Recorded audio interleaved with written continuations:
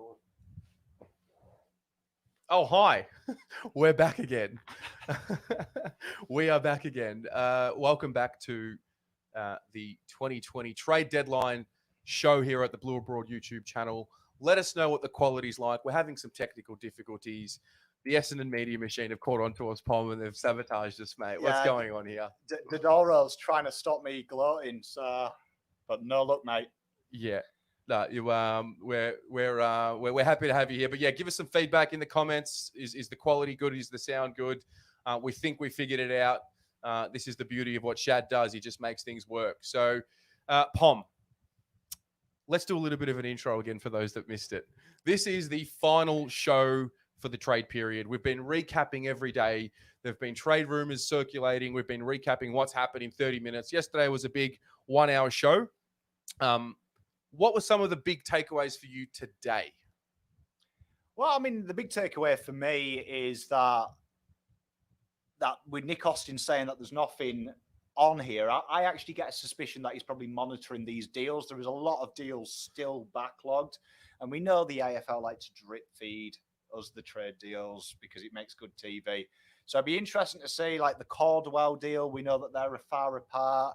We know Dunkley, they're meant to be far apart. We know Cameron, they're way apart.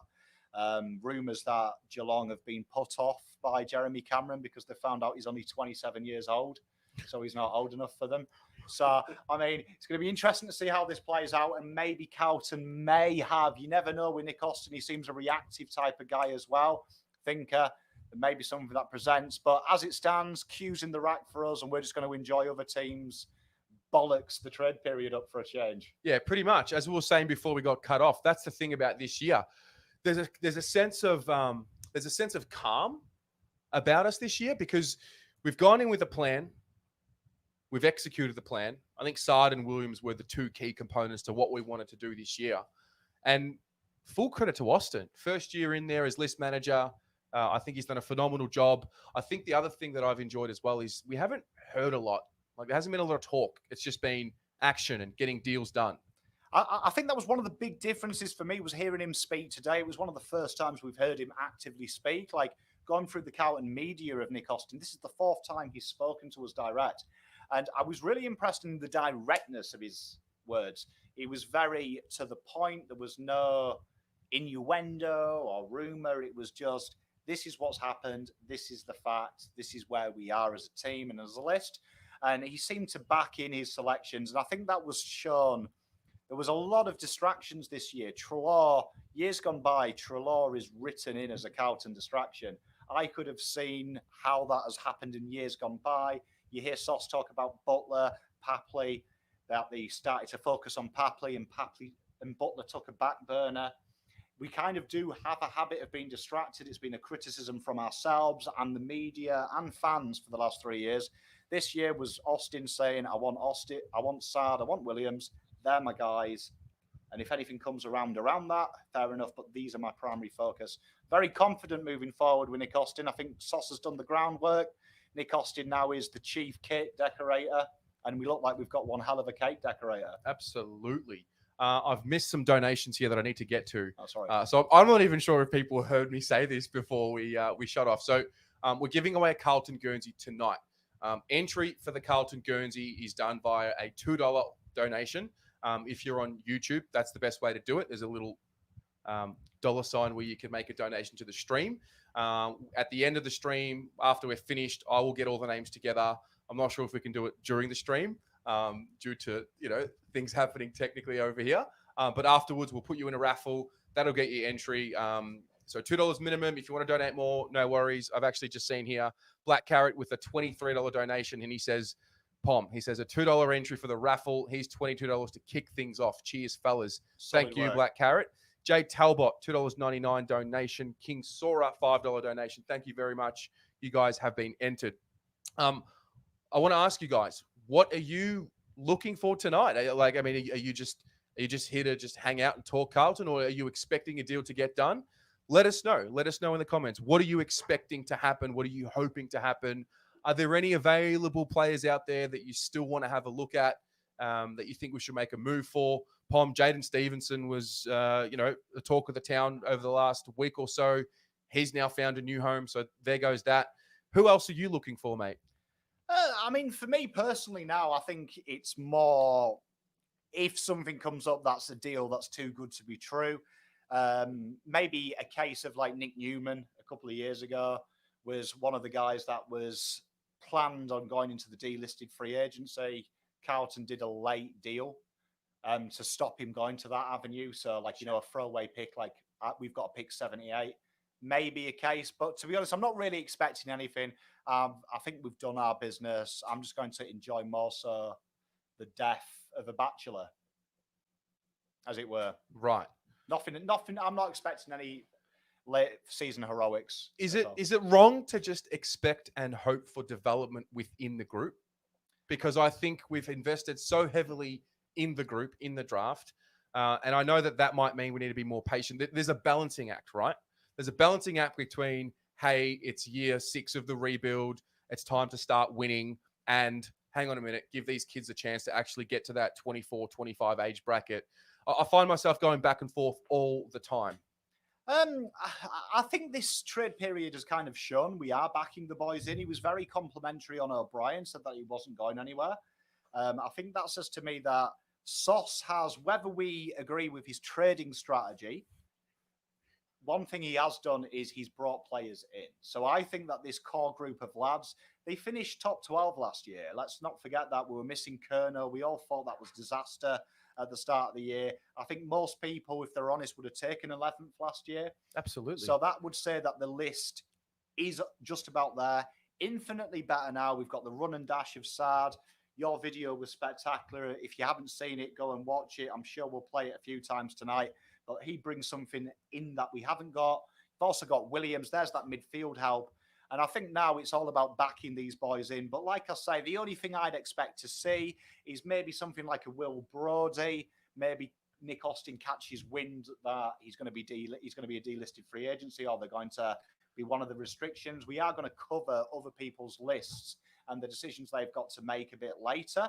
So that would also say that maybe with a late pick, instead of delisting him, we take him very quickly and guarantee it before it goes to a free-for-all. Yeah. So that could be it. But I'm not really expecting anything. I think this core group of boys now is good enough to be top 6, in my opinion. Yeah, I mean, look, I said this at the start of this year. I was talking about we want, 3 to 5% improvement incrementally from the boys across the list, the young guys across the list. And that's going to be the same thing in this preseason. For a lot of them now that have been drafted in that 15, 16, 17 era, they're now entering that point in their careers. I mean, think about it. Jacob Wiedering, we're almost halfway into their careers. Like Cripps, we're now into the second half of his career. So this is where where do you draw the line between are they going to make it or not? How early do you make the call? I think it's all different for different type of players. So, your key position players, generally, they start to peak a bit later than your midfielders and your half forwards. Like, if you look at someone like Connor Rosie, he'd be a great example. Started across the forward line, he pinch hit in the midfield, but it's quite easy to stand out half forward. There's most people in the draft at the start of the first year, it's usually small forwards that hit the ground running very quickly. You get some of the bigger bodied, more skillful midfielders develop. So for me, I'm looking at now, I think for Dow, O'Brien, anyone in that 2016 draft who's a mid or a small forward really has to hit the ground running this year. I think this is where you would be saying you're starting to draw the line. We're expecting to see it. So for me, I'd be expecting big years from Paddy Dow, Lockie O'Brien, Cunners. He's had a lot of continuity last year, so I'd expect him to go like Setterfield, one better each year. And really, that's where I am. I think the top 22, top 25 players in our list, they're good to go. And if we can get some Brucey bonuses from the players drafted last year, your Honeys, your Phillips, and seeing something from them, that'll be exciting. And definitely some of them senior players now really hitting the ground running. SPS really showing us the form. Dow showing us he's developed. With the full VFL, that's going to help us a lot for me as well. We'll definitely talk about that. There's a few more entries into the Guernsey raffle. Julian Vig with the $2. Keep up the good work, lads. Love your stuff. Thank you very much, mate. Henry Bush says he loves the channel. Good to see a change from Tez's usual background. Yeah. Joshua Thaler, looking fresh, lads. Going to be a great night. It is going to be a great night. Robert Douglas, $8. Let's go. Greg John with the 5. There was another one here. Michael, I'm going to guess this one. Jedavolo. That's. I'm going to guess that's how you pronounce that, Michael. Let me know. He says, keep it up, boys. Mr. Blue Baggers with $5. Cheers for all your hard work, guys. Go Baggers. Thank you very much, guys. Where are you tuning in from, by the way? Are you in Australia? Are you interstate? Are you international? Let us know. Let's look at the first item on the agenda, Pom, shall we? It's just the daily recap, what we have been doing all the time. So one of the first bits of news was the Lockie O'Brien situation. This all came today through the Nick Austin interview. He did one, I think, yesterday with Sam McClure, and then he did one today. They called him in on Trade Radio, and he just, I mean, okay, let me ask you before I give my opinion, and you guys at home, what was your impression of the way he spoke? Just think he cuts the bullshit. You can see that he doesn't like. He doesn't. He's not a media panderer. He felt like he was caught between a place of giving information and getting this over and done with as quickly as possible. He strikes me as he just wants to get to the facts. He doesn't want to be drawn into any innuendo or any story. He just wants to say, this is what's happening. This is why it's happening. Yeah, I'll see you later. And I love that, because to me, that says to me, that's how he negotiated. You look at the Dodoro deal, he obviously chose pick 8 and he wanted a pick in the 40s back. Dodoro was a dickhead, fannied around, but in the end gave him what he wanted. And that kind of style of trade suited how he spoke on the radio. It was, this is direct, this is what I want, here's my cards, and you can't read into what I'm saying. I'm telling you what I'm saying. See you later. Carlton are the best club in the land. I felt the exact same. It was almost as if, because we're Carlton, we're arrogant, we think we know we're better than everyone else. There's all of that, but he's not interested in getting into the tit for tat of the little things with future picks and whatnot. He doesn't care about that. He cares about doing the job. I think he's perfect. I don't know who said this quote, but they said the best list managers are the ones that you don't know about, and he just seems to just go about his business. And listen, first trade period, 2 guys that were probably on the whiteboard that they were targeting. Saad, Williams. Williams gets done on day 1 of free agency period. Saad took a little longer, but I mean, look, Dodoro, that's what he does. He's a great list manager for his club. Love him, hate him. If you're in Essendon, if you're in the Essendon corner, you know that he's absolutely trying to drive, the hardest bargain and get the best deal for you. And the fact that, as you said yesterday, our first offer for Saad was 8 and 48 in return. That's what we wanted initially. And that's what we actually ended up getting. It's so rare in a negotiation of this magnitude to put your first offer on the table and not budge a little bit and accept less. And it just goes to show we're not here to fuck around, mate. We're here to just get 8, give you 8, get 48 back, get Saad. Everyone's happy. Yeah, it's like I said last night, the time has moved on for me as a football club to be winning inconsequential battles. I don't give a fuck about beating Dodoro in a trade. What I do want to see, though, next year is Essendon finish 16th. They bemoaned Dodoro being a tit and they only got nobody in the trade period. They paid overs for Caldwell.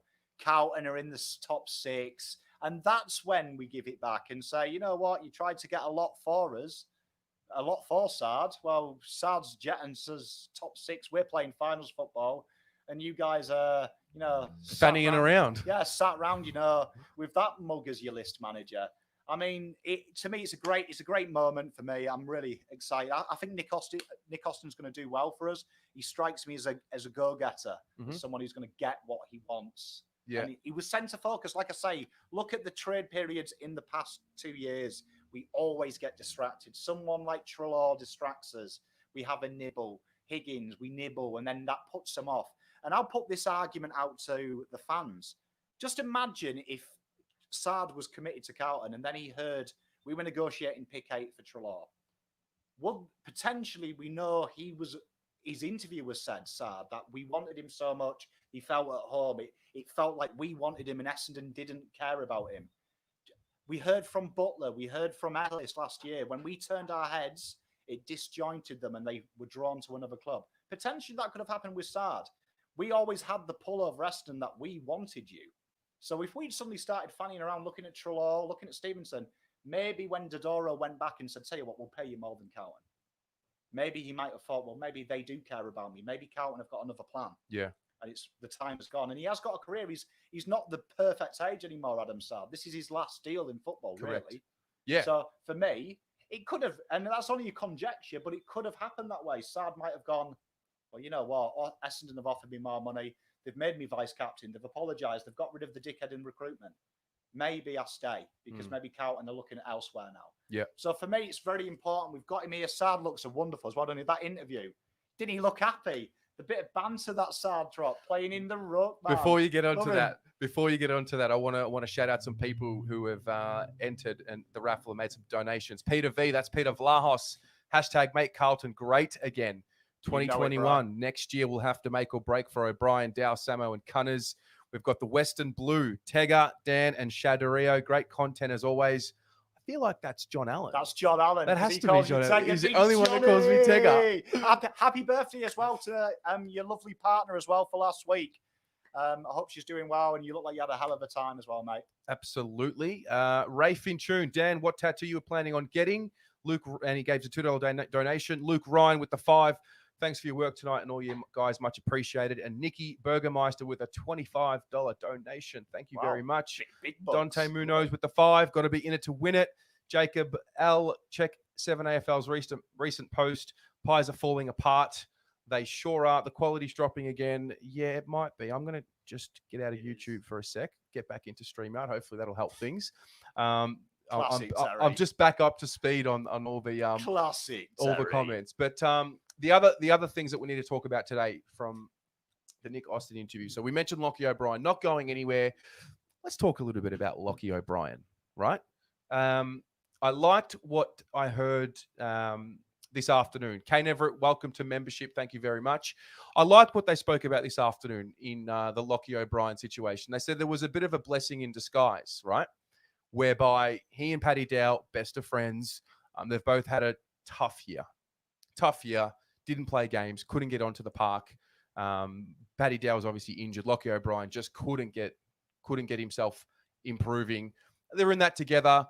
Listen, it's a little bit of a hardship. You know, these boys have been the top 10 picks. They've been told that they're great their whole careers. They played games early, and they might have got a false sense of what it's all about.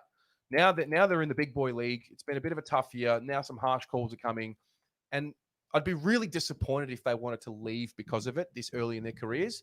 I don't think Lockie or Paddy want to leave. I know that there was a little bit of talk about this throughout the trade period and all of that. But I like the fact that they're going through a little bit of hardship. I think Stock is in the same boat as well, although I think he's a little different because he's got family issues that he had to take care of. So yeah, what are your thoughts on that? Oh, I mean, for me, I never buy players want to leave because the mates do. And that's just me. Maybe I'm old school, but for me, they know what they're signing up for. This isn't a Saturday kick around, with your mates, playing country footy. This is elite level sport, pinnacle of the sport. People are ruthless. And you heard Sauce say it as well about Jack and Ben's situation, saying that they knew potentially one day this could happen. That, it is a survival of the fittest, being the best. So that's why it should always be in the back of your mind, that I should be at the best of my game, because this can be taken away as quickly as it's given to you. And you see it in players like, for me, if they feel like that and Mickey Gibbons is on our list, it's a bit disrespectful to Mickey Gibbons because he's done this the long route. Mm-hmm. But I don't believe it in Lockie O'Brien and Paddy Dow. I know the mates. There was a lot of rumours that that's why they were drafted together as well. I just think they had a bad year. Players have a bad year. And we're going to see the model of Paddy Dow and the model of Lockie O'Brien in 2021. This is going to be, where are you guys mentally and physically? Because you've had a shit year. And players have come back. Players have won Brownlows from bad third years like this. Players have done it. So it's not like they're the first kids to do it. It's not like they'll be the last. I bet there's at least 3 more players on our list in the next 20 years that do this. We know what their ceiling is, particularly Dow. We know where his ceiling is. You don't get taken pick 3 in an AFL draft for bubbles. It's because you've got something. So for me, another year. And now suddenly that standard in the changing rooms has got better, hasn't it? Now Lockie O'Brien ain't playing with Jed Lamb and Darcy Lang. He's now playing with Zach Williams and Adam Saad, brand names. Yeah, that's right. He's gone from Costco and he's suddenly in Coles. And this is it now. If he's going to break into this team, he's got to do it the hard way again because Adam Sard ain't no mug. He knows how to play footy, and he's come. And it was funny. He said he's come for a big year. Yeah. It wasn't, oh, we've come to just try and make the 8. He was talking about, let's go. This is it now. I'm here to win flags. Yeah. So now that standard ups. So I want to see Dow and O'Brien, if you're watching this, put the Mai Tai down. You know, get a steak salad down you and get down to that oval, mate, and prove these people wrong. People doubt you. I've doubted you. Prove us fucking wrong. Well, win me a flag. Okay, Paddy Dow, I can see where he'll fit in. I get it. He's the mid, strung through the hips, sidestep, just got to work on his disposal a little bit, but that's fine. Lockie, what's the ceiling here? Remind me, because I feel like I've forgotten. Oh, Lockie O'Brien? Yeah. Oh, Andrew Gaff. Come on, mate. Well, I mean, you see, we talk about these players as superstars. Like, do you know what I mean? They've got to be superstars. But let's look at lists like Richmond. There's players on there that, they're not exactly superstar behavior. There's hard grinders. Like, you look at Castagna, he has his moments of brilliance, but he also has his moments of, like, you look at him and you think you're really a footballer. Look at Camden McIntosh, sometimes brilliant, sometimes bad. For me, Lockie O'Brien is Noons. That's where he is. I'm expecting Lockie O'Brien's peak to be 7 out of 10, 6 out of 10, always putting a shift, running hard forward, running hard back. And when I look back at that Adelaide game, there's the loose ball, and I'm thinking, crunch him, Lockie. This is your chance. And he's kind of like,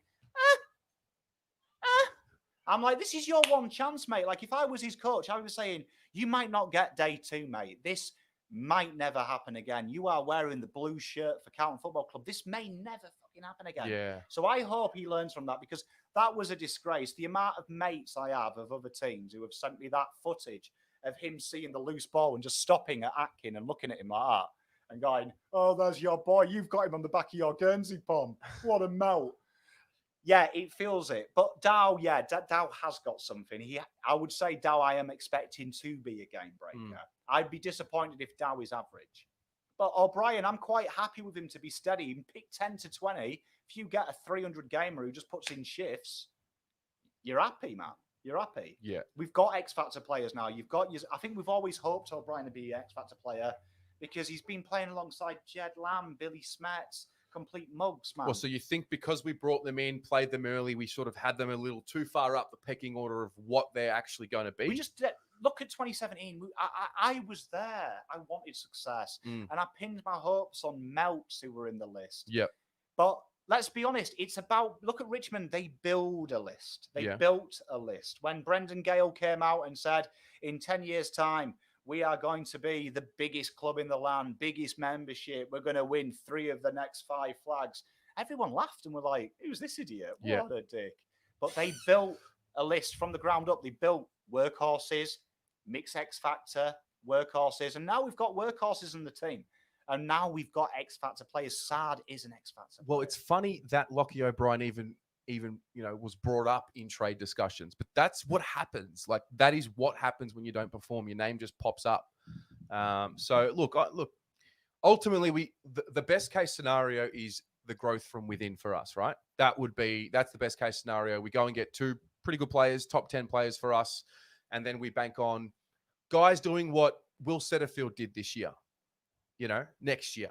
2 or 3 of them. Or let's even put Fisher in that category. Fisher really elevated himself to kick goals, and he just looked a little bit more mature. He walked a lot more mature. He moved a lot more mature. Considering he had the syndesmosis injury as well, we need to see that type of development from Petreski-Seaton, from guys like Dow, O'Brien. Stocker's got to be getting a regular game, and then I think we're okay. Oh, I think this list. I mean, you've got to remember we had our best year for 10 years. With Dow and O'Brien in the team. Yep. So it doesn't say it's going to get worse. I mean, I think they'll naturally develop. They've got better players around them. But I always look at it this way, that speak to Alex Johnson, speak to Mickey Gibbons. Like, Johnson will probably tell you, if he's working with Carlton next year, I heard the interview he did with Bob Winston. He did say that he was hoping to be back involved in the youth. Now Carlton have gone VFL. He'd be great to speak to Fadal because he had his career taken away by no fault of his own. It was injuries. Mm. And what these guys are missing is great. I've just seen here and one of the fans saying that Dow's been spending a lot of time with Walsh. For me, that's great because Absolutely. if I'm Dow, I'd be like, who the hell's this dickhead here? I should be the number one star. This is Walsh has taken that mantle from him. So if they can work together, be mates, push each other, he's got a good person to push because Yeah. Walsh is a jet. Yeah, So absolutely. it's exciting. It's Yep. exciting. I'm going to back him in. Lauren Hegarty with the $15 donation. Thank you, Lauren. And Alan Carrington with an $8 donation. Thank you very much. Let's get into some of these comments, will we? Let's go. Tate White, Dow ain't bad. He just needs a bigger frame. Jacob L. Cottrell is better than O'Brien. He's better athletically, has mongrel, and can still develop at the high level skill. Definitely better celebration and all. Yeah. Solid celebration. Absolutely. Why do I like? Says 3 in 10 years by 2020. Gale is amazing. Well, I think we need a bit of a statement like that. Actually, no, we don't need a statement. We need less statements and more action, right? I don't know. I like that though, because that was, if we'd done that, when we started this rebuild and we said, tell you what, we'll win 5 flags by 2030, it sets the bar. Because when Gale said that, the media panned him, said he was an absolute clown. Yeah. And look at him now. He ain't laughing. That's true. That's true. Shay Blues 77. I really hope Mitch McGovern steps up in 2021. We're going to get to him. We did digress a little bit there. I do want to update us on some more news. Let's turn to AFLW. Pom and everyone at home, the girls are back at training. They are indeed. Pre-season begins, mate. Pre-season begins. I'm sure it began a lot earlier than when, they started training at the club, but they're back. There are a few injury concerns. And an update there that the club made today. So Karen Harrington, her Achilles, she's gradually rebuilding after a minor operation in the off season. She's building back into full training and high speed running. Katie Loynes, the co-captain, her back. They're taking a cautious approach with her to preseason and making sure running and kicking loads are closely monitored. She's likely to be back in full training in 2 to 3 weeks. And Charlotte Hammonds, her knee. She had tightness through the knee as loads have been rebuilding, but making really good progress and should be back to full training in 2 to 3 weeks. Fantastic. They're going to win the flag, right? Lock it in. I mean, for me, that's one of the things that is heartbreaking about the COVID. They were robbed. Yeah. And I think that's always going to be a little bit of a scourge on the AFL as a whole, that they didn't at least get that finished. I thought it was a real shame, because they worked so hard to get there. But strengthened in the draft, lost a star player, picked up another star, which was a real good trade business. They kind of set the benchmark for Nick Austin. Yeah, they really did. They did. They basically said, you lose, 1 star goes, another one comes in, good draft picks again, really getting a young core list, really doing well on that rebuild. I expect to see them kill it next year. Mm-hmm. Absolutely kill it. Who else do we need to be mindful of in the women's competition? Does it chop and change every year? I think the same sides will be strong. Your Adelaides, your Melbournes, they'll always be strong. Yeah. Always going to be a threat out there. Freo have recruited well as well. So it's going to be tough, but these girls, another year. And one thing I've loved about seeing their Instagrams in the off-season is the togetherness. Like I saw Joanne Doonan as well. She's gone back to Ireland. She's been delisted. But it's great to see that if you check them, the girls constantly putting comments in there. You can see there's a real tightness, even though she's no longer part of the list per se. There's still there's a sisterhood of being a Carlton girl. It's there, and you can see how they all bounce off each other. It's a real good environment. You hear them speak about each other. It feels. Not only that, they're fucking tough as nails, mate. Oh, if our men played like our women, we would have played finals this year. I think one thing you see about the girls is the chips are never down. There's a belief. And I think Harford, that's a huge credit to him. He's got them playing a brand of football that, if you remember the first year, we were a bit of a pushover. We looked a bit of a basket case. It was kind of like, oh, great, our girls team are tragic and so are our men's. But they've really set the standard. And I hope, and it feels like there's a little bit of a girls versus boys competition, of who's going to do it first. And I'm rooting for the girls. They're right in there. You got your Sparkis, you got Harris, who's like the girl version of Kerno, but she can keep fit. You know what I mean? It's a wonderful scenario. Like that whole team, it's beautiful to watch. From your Varcos, right down the back, Harringtons and players like that. Real solid list. It's going to be exciting because they will win it this year. Yep.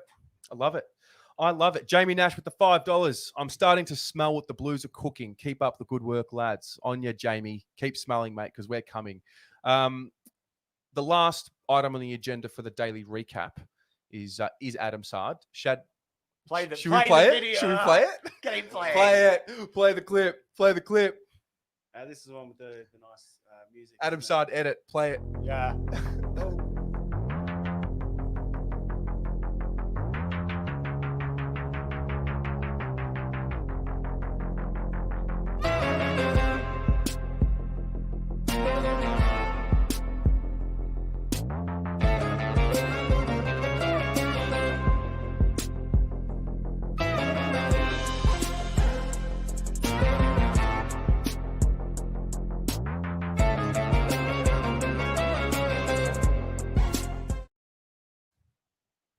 So there he is. It's just there's something about the music. By the way, the sound is from a new series that I've just finished. It's called Tehran. It's fascinating, and I highly recommend it to everyone. It's in subtitles, but there's a little bit of English. And as soon as I heard the music, and there was like the Adam Sard connection, and like anyway, Adam Sard's interview, it had everything. He speaks the way I thought he would speak. He's got a little bit of cheek. He's got a little bit of banter. They asked him where is he going to be playing his footy, and he said, "Tiggy's told me to work on my ruck craft," and like had a bit of a gag. What did you make of him and his character? Exactly what we need, didn't he? Because you can see he's one of the older players, so he's going to be a senior player. He's played a lot of football as Adam Sard, so instantly he's going to be one of them players that comes into the dressing room and commands respect because of what he's done. He knows the ins and outs of football. He's 10th most experienced footballer by games played. So he instantly comes into that upper echelon. Someone to look up to, played at 3 different clubs. So he knows 3 different avenues, knows our mortal enemy inside out. And I think one thing that said to me was he's going to fit in with the younger guys. That banter says to me, he's going to be able to get on the level of the younger blokes that are coming in, make them feel at home. But also there was it was very worded to me as well that he's come here to win stuff. Before, when you hear interviews like Mitch McGovern, it felt like when he said, "Go Blues," it felt very forced. When Sard said it, you could see there was a family connection to Carlton Football Club. You could see that he was meaning he's not here for cash, because we know that Essendon have confirmed he matched it. He's here to win something. And I was excited. I heard it and I just fell in love. I was like, he's my new favourite player. As soon as the shop has his squad number in, and it's locked in, and getting Sardi's number on the back of me. Yeah. Well, what I loved about the interview was, first of all, his character. Like, he's mature. Like, when you hear some of these boys talk and you just know that they need a script. He doesn't need a script. He's his own man. He's very mature. Obviously, that comes with, being a leader in his community and these sorts of things. But I loved when they talked about, because obviously the media want to know, where are you going to play? Why'd you leave Essendon? First of all, I'll say 2 things. Number one, something really bad went down, clearly, and I can't wait for it to come out. But secondly, he just kept repeating himself about how he didn't care where he played, whatever the team needs. If they need me to be a run and carry player, I'll be that. If they need me to be a lockdown defender, I'll be that. And it just probably goes to show the kind of club Essendon are, just to throw bullshit statements out there, just to maybe what's the purpose in that? Is it to devalue him, or is this just Essendon? They're just a petty football club. Is that just what it is? Probably just because they're a complete Mickey Mouse of the AFL, aren't they? Complete Banterville Essendon. Like, fuck Essendon. Like, what knobheads. It showed who they are. I mean, because when I was hearing them things about Adam Sard, I was like, it doesn't ring true, because Gold Coast were really complimentary of the way he acted when he moved to Essendon. He didn't do what some players did, of like totally spit his dummy. He did play. He was committed. Always, usually the feedback up until now from Essendon is he's a big influence in the dressing room, positive role model, trains hard. And then they just went the opposite tangent. For me, that's, if Essendon want to do that, it says a lot about the culture of the club, because Sard could have shit them. Like we're hearing now, Jen Stevenson's laid into Collingwood. Yeah. Says the model of the guy that he was more about, this is what I'm here for, not what I've done. And I respect that. Can't wait to see Sard tear Richmond apart. Absolutely. Absolutely. Black Carrot says He appeared happy, and I don't know him. He seems like the ideal servant. 888 Curly, has Sard ever been All-Australian? I don't think he has. I don't think he's been All-Australian. Terry K, Adam Sard, a team player. Just media trying to make a BS headline to get a paycheck because of COVID. Hate media comments. Love the Blue Abroad comments. Mate, the Blue Abroad live chat is fire. I've just double checked as well. The All-Australian comment, he hasn't, but will be 2021. 2021. Lock along that with in. Wiedering, along with Doherty. That halfback line will be the All-Australian. Australian. He's not a Premiership player, but he will be as well. Yeah, absolutely. Speaking of, we are here for trade period. We're here for the trade deadline.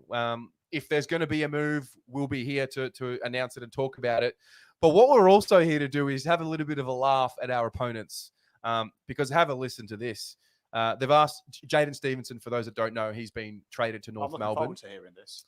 And they asked him, do you leave the club with a sour taste? And he said he's a bit disappointed with how it ended. He's disappointed that he didn't get to show his full potential, but he's excited for what's to come. What a shit show. Collingwood in particular. I feel like 2021, it could just turn on its head, the Carlton-Collingwood rivalry instantly.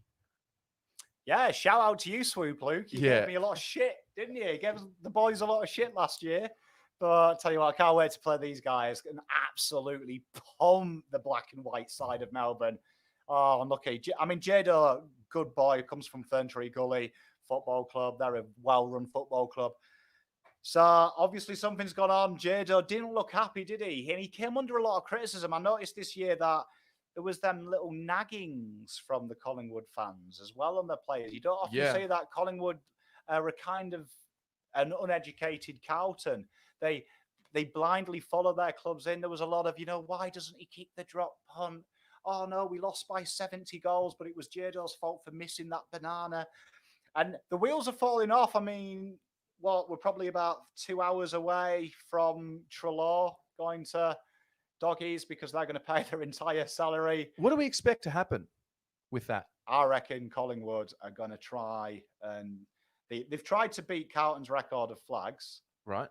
Maybe they're going to look at and said, well, Carlton have had quite a few wooden spoons in the 21st century. So it looks like they're building for that. They're building for 6 of the 7 wooden spoons. So looks good. Is there not a late play to be made? They're paying $300,000 of his salary. I reckon Trelaw costs $600,000.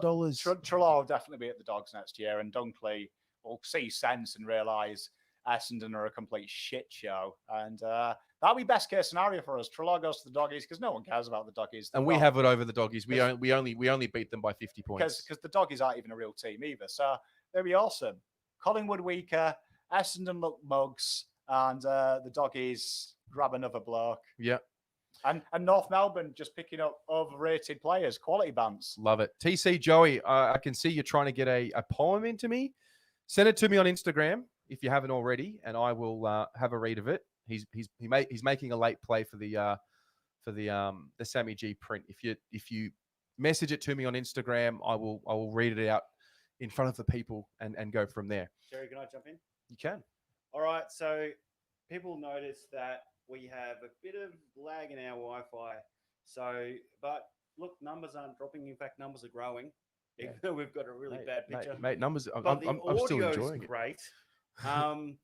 So probably gamers are sitting there listening as they're playing games and whatnot. So the numbers aren't dropping, but would rather not cut the feed to try to get it better and let people just listen to it, I guess. But it's coming good. But if it drops out, the quality drops out.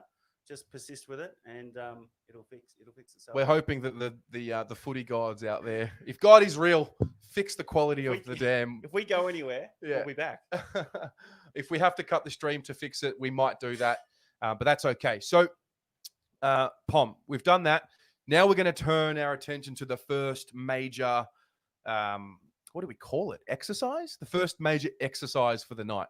Yeah. So homework. we're going to do a depth chart. So ladies and gents at home, yes, Joey, send it to the Blue Abroad Instagram page, please, mate.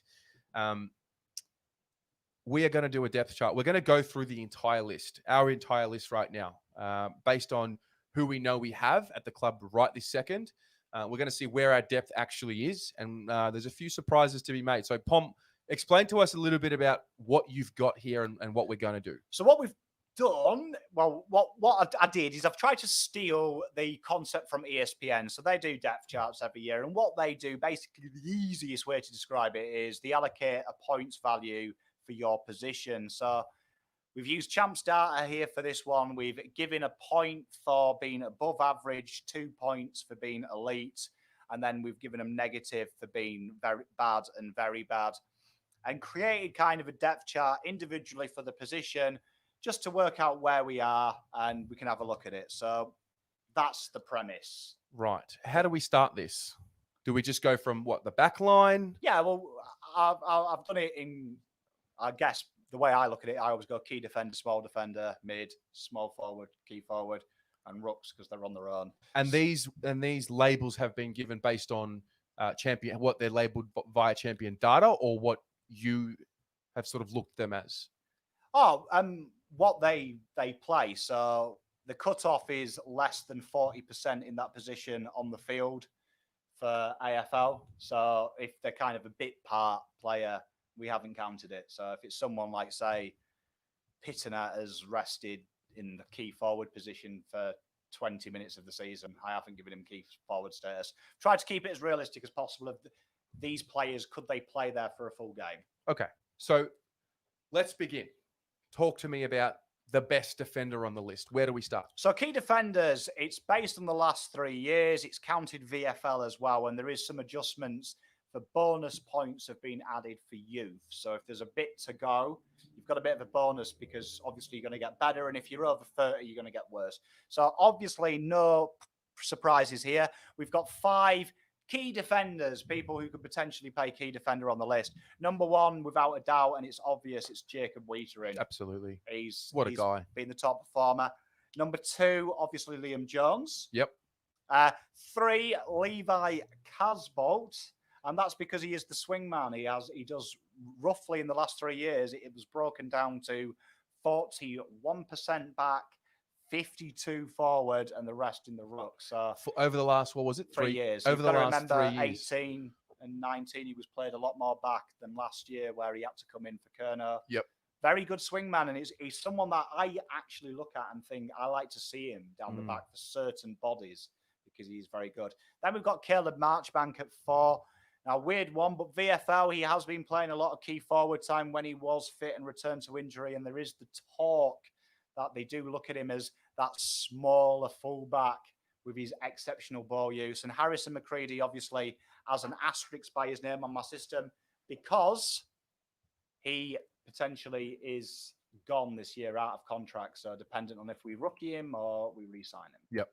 So 5 key defenders. So that says to me, whether we agree on the placings or not, we probably would be looking at another key defender. I think so too. Absolutely. I personally wouldn't trust Caleb Marchbank as a key defender per se.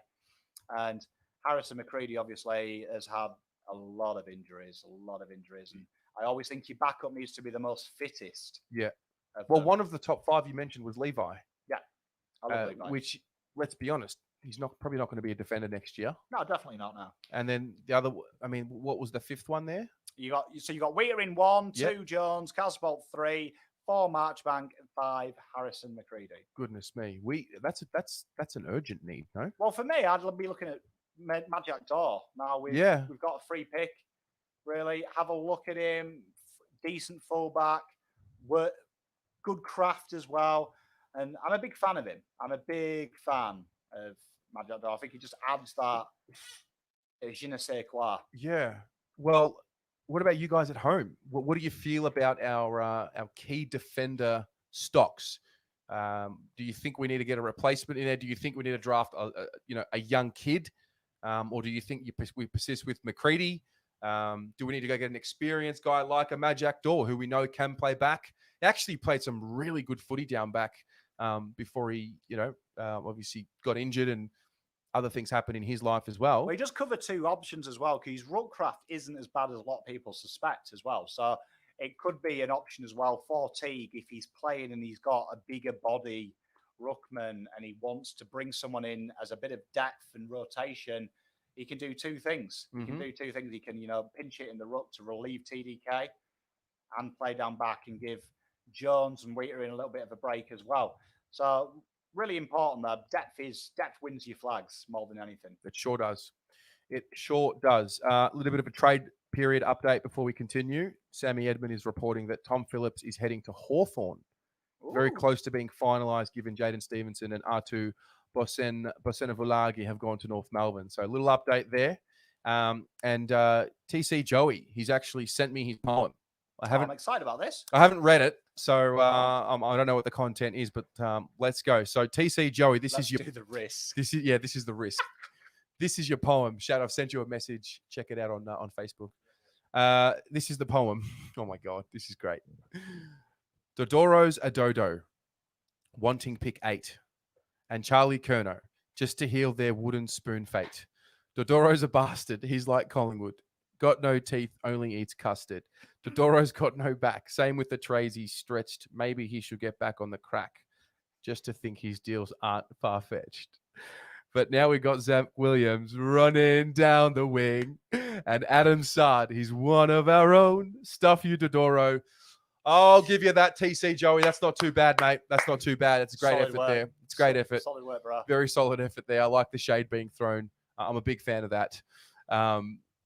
So, Pom, continue. Those are our key defenders. Yeah. So, I mean, obviously, that looks like. Sorry to cut you off. My bad. That's just my bad. That's all right. That's just me not thinking. No, I loved it.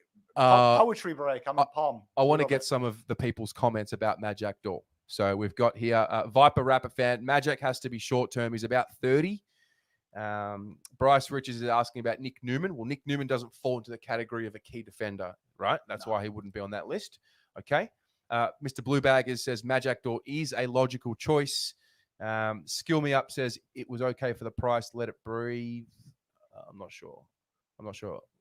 Vinny Brigante says Marchbank is underrated. Honestly, have faith. Absolutely have faith. The reality is we just can't see the guy on the park. He's just injured. Yeah, he's only low down on that list purely for the game time he's played. So it's hard to get decent numbers when the other 2-3 above him are playing week in, week out. Yeah. Madeline Rose. Majak would be interesting. He definitely would. Adam Gould says North fans say that Majak lost his mobility after the fall. That would make sense for sure. Matthew Schwereb, have I pronounced that right? Matthew. We should definitely take a flyer on an athletic key defender in the draft. That'll hopefully be ready for when Jonesy is cooked. Where are we? He's reading my mind. Bonafide THC. I've taken my Shahada to honour Sard's arrival. Josh Cleves doesn't mind Majak. Do you boys think Daw or even James Frawley? Don't know about James Frawley. I think that was just a little bit of talk. Yeah, some people have asked him, haven't they, to come. Yeah, get him out of retirement. I think, if anything, I haven't really watched much of Majak since he got back, but I've met him. He's a quality guy, quality human being.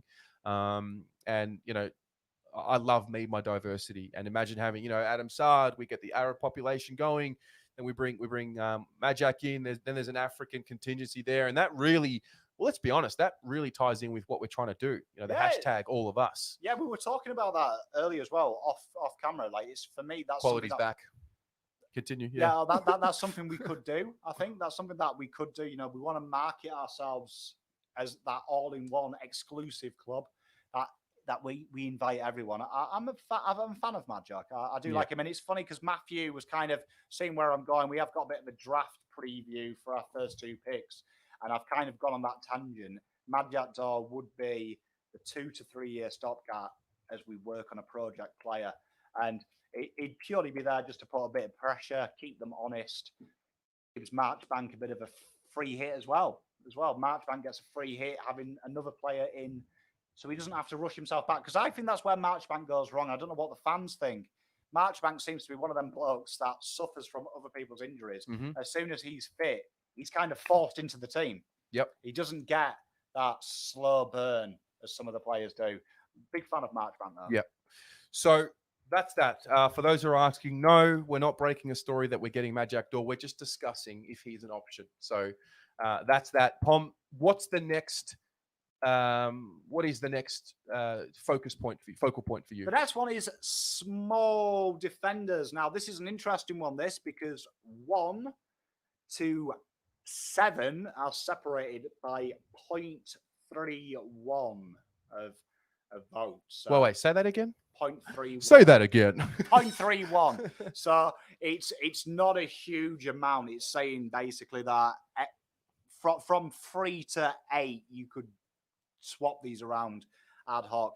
But interesting enough, using the NBA system, Adam Sard would be the number 1 small defender, separated by a hair's breadth from Sam Doherty. Now, that does come into the fact that Sam was injured for part of that. So, obviously, Sard has had a chance. Just to recount, it's a 3-year count. So, we're looking at stats over the last 3 years. So, Sam to be number 2 there shows how good he is. Yeah, absolutely. He is.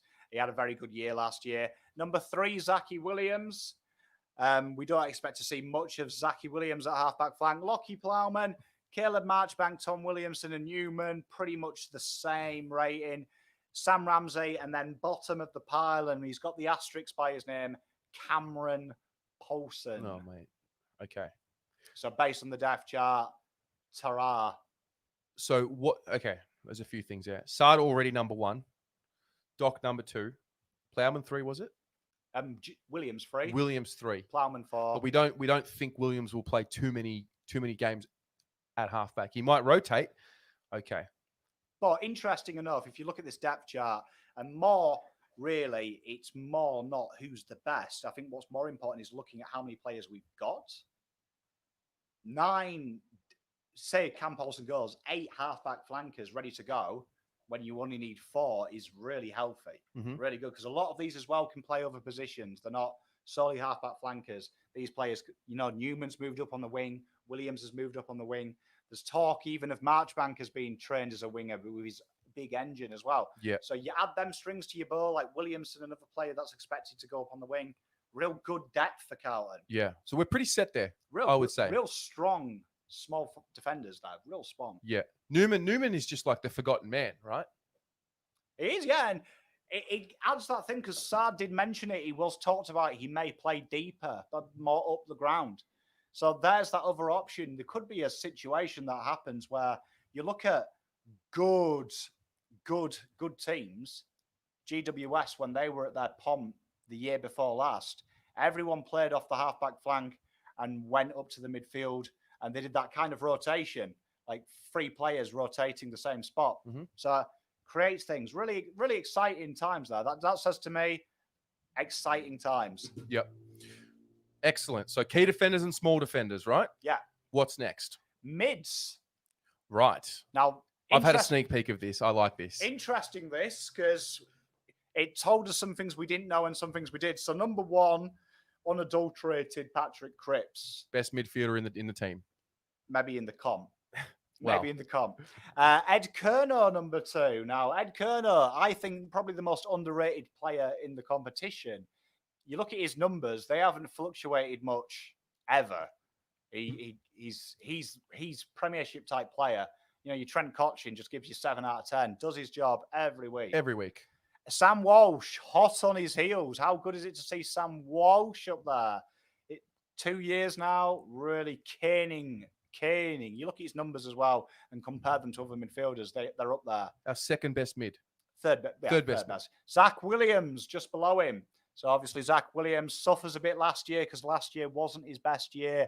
A lot of zeros last year for him, just being very AFL average. Matty Kennedy and number 6, Will Setterfield. Whoa. Matt Kennedy's our 5th best midfielder according to the data. Yeah, and particularly you look at Champs data and how they can play players last year. A lot of elites from Matty Kennedy. A lot of ground ball gets, a lot of the tough stuff.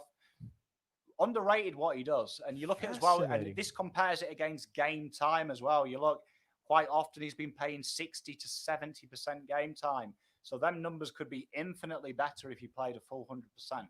So really good. Will Setterfield, no surprise there as well. That's tremendous to be top 5 in Carlton there, just purely from playing a limited selection of games and working his way back from a severe injury. Well, let's be honest. 2020 was probably I guess he played the bulk games in 2019, but 2019 was all about just getting him on the park, right? 2020 was that next step.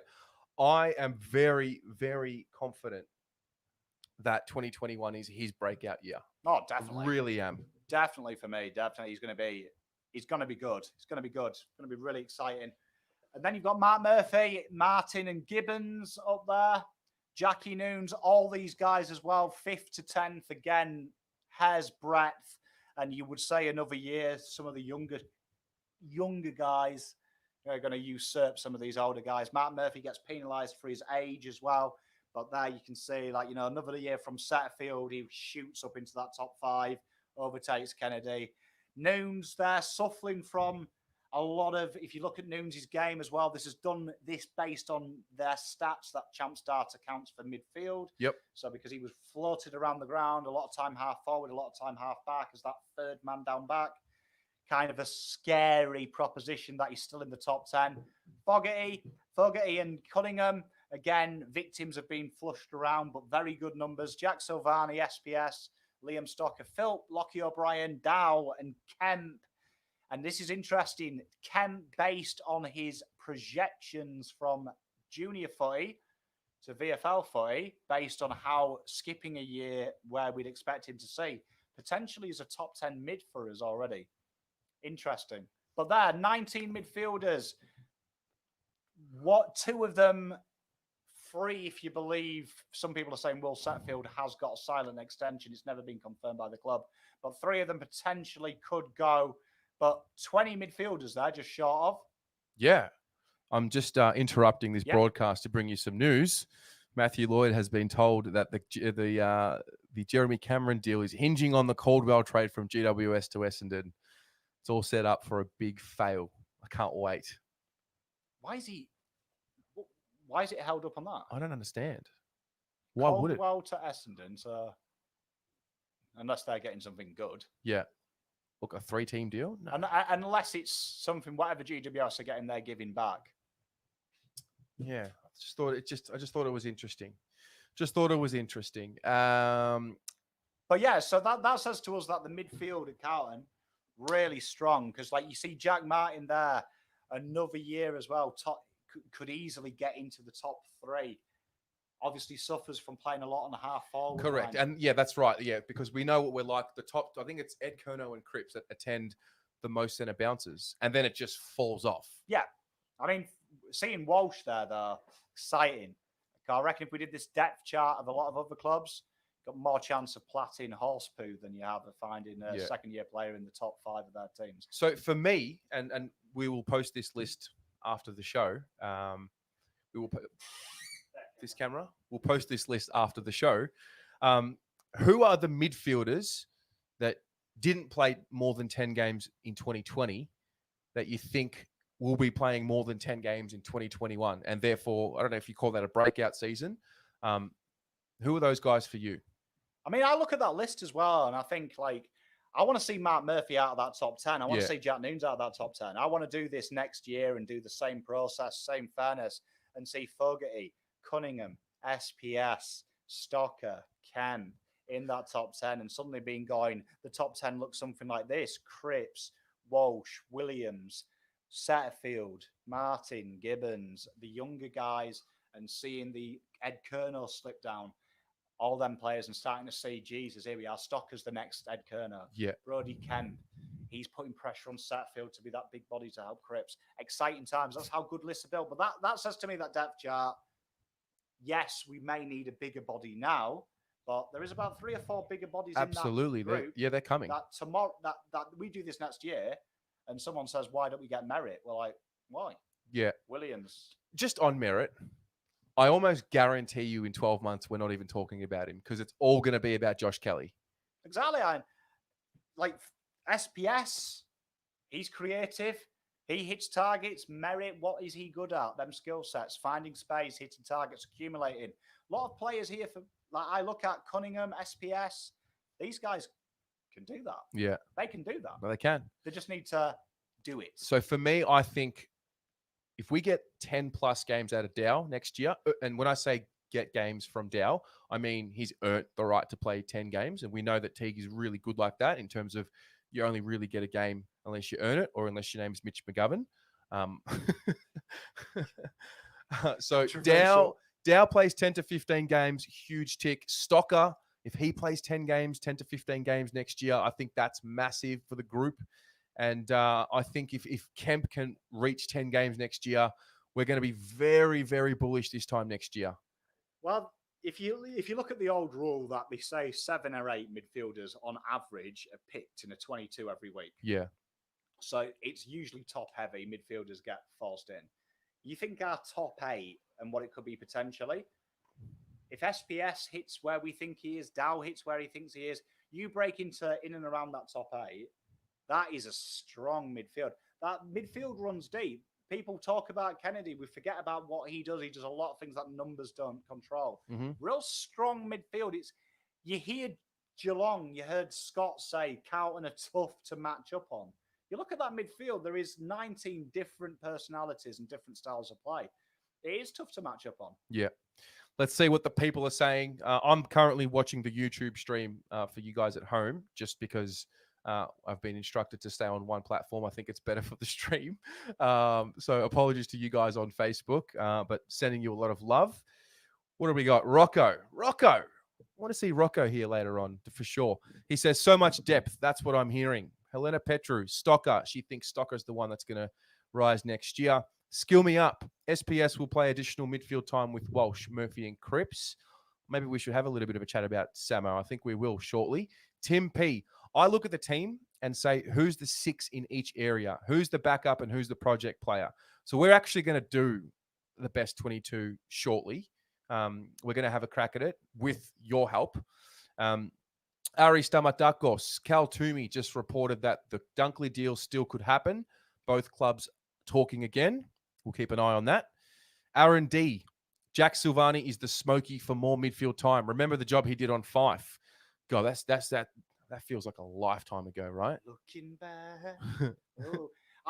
I personally see him as he's got the carrot, and I think you do as well. Charlie Kernow's opened that door for someone who's a medium to tall size. Yeah. And he offers something different to Casbolt. He has forward pressure. Remember, 2019 led the team in conversions from entries inside 50 to shots on goal. Yep. He was top 5 in the AFL for it. So there's that guy there. There's that guy there who can lurk outside 50 and finish it off. Yeah, for sure. Skill me up. Who are our key forwards, given no Charlie now? Obviously, Harry and Levi, but we need to have another target. Well, is it time to go to the key forwards? Well, we're on small forwards. Small forwards, okay. Small forwards, exciting. Now, this is interesting, this one. Based on the last 3 years, number 1 is Jack Martin. And he gains that from his ability to find the ball, his conversion rate, a lot of efficiency there. Obviously, Ed gets punished at second. He's waning. He's getting old. Jack Silvani, number 3. Lockie Fogarty at 4. And that was a joint score with Mickey Gibbons. And that's purely based on his tackle numbers and his ability to take Champs data measures tackles to turnovers. Scores very high on that. When he hits a tackle, he sticks. Mickey Gibbons, Cunningham, Fisher. Fisher new to the role, doing very well, I think, to be in the top 10. Only played, 4 games as a small forward predominantly? Yeah. Very well to be in the top 10. Cottrell, Honey, Phillips, and Young Owies. So my initial reaction to that is, I look at that list, and honestly, I see 2, maybe 3 small forwards, in my opinion. I look at Eddie Betts, Matt Owies, and maybe Josh Honey.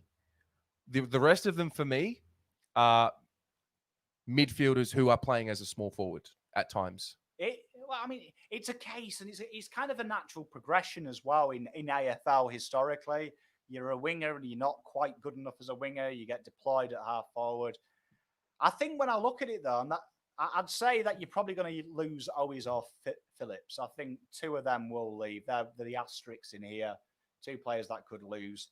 I think Martin's a lock on half forward. I think Betts is a lock this year at the start of the year as the pocket.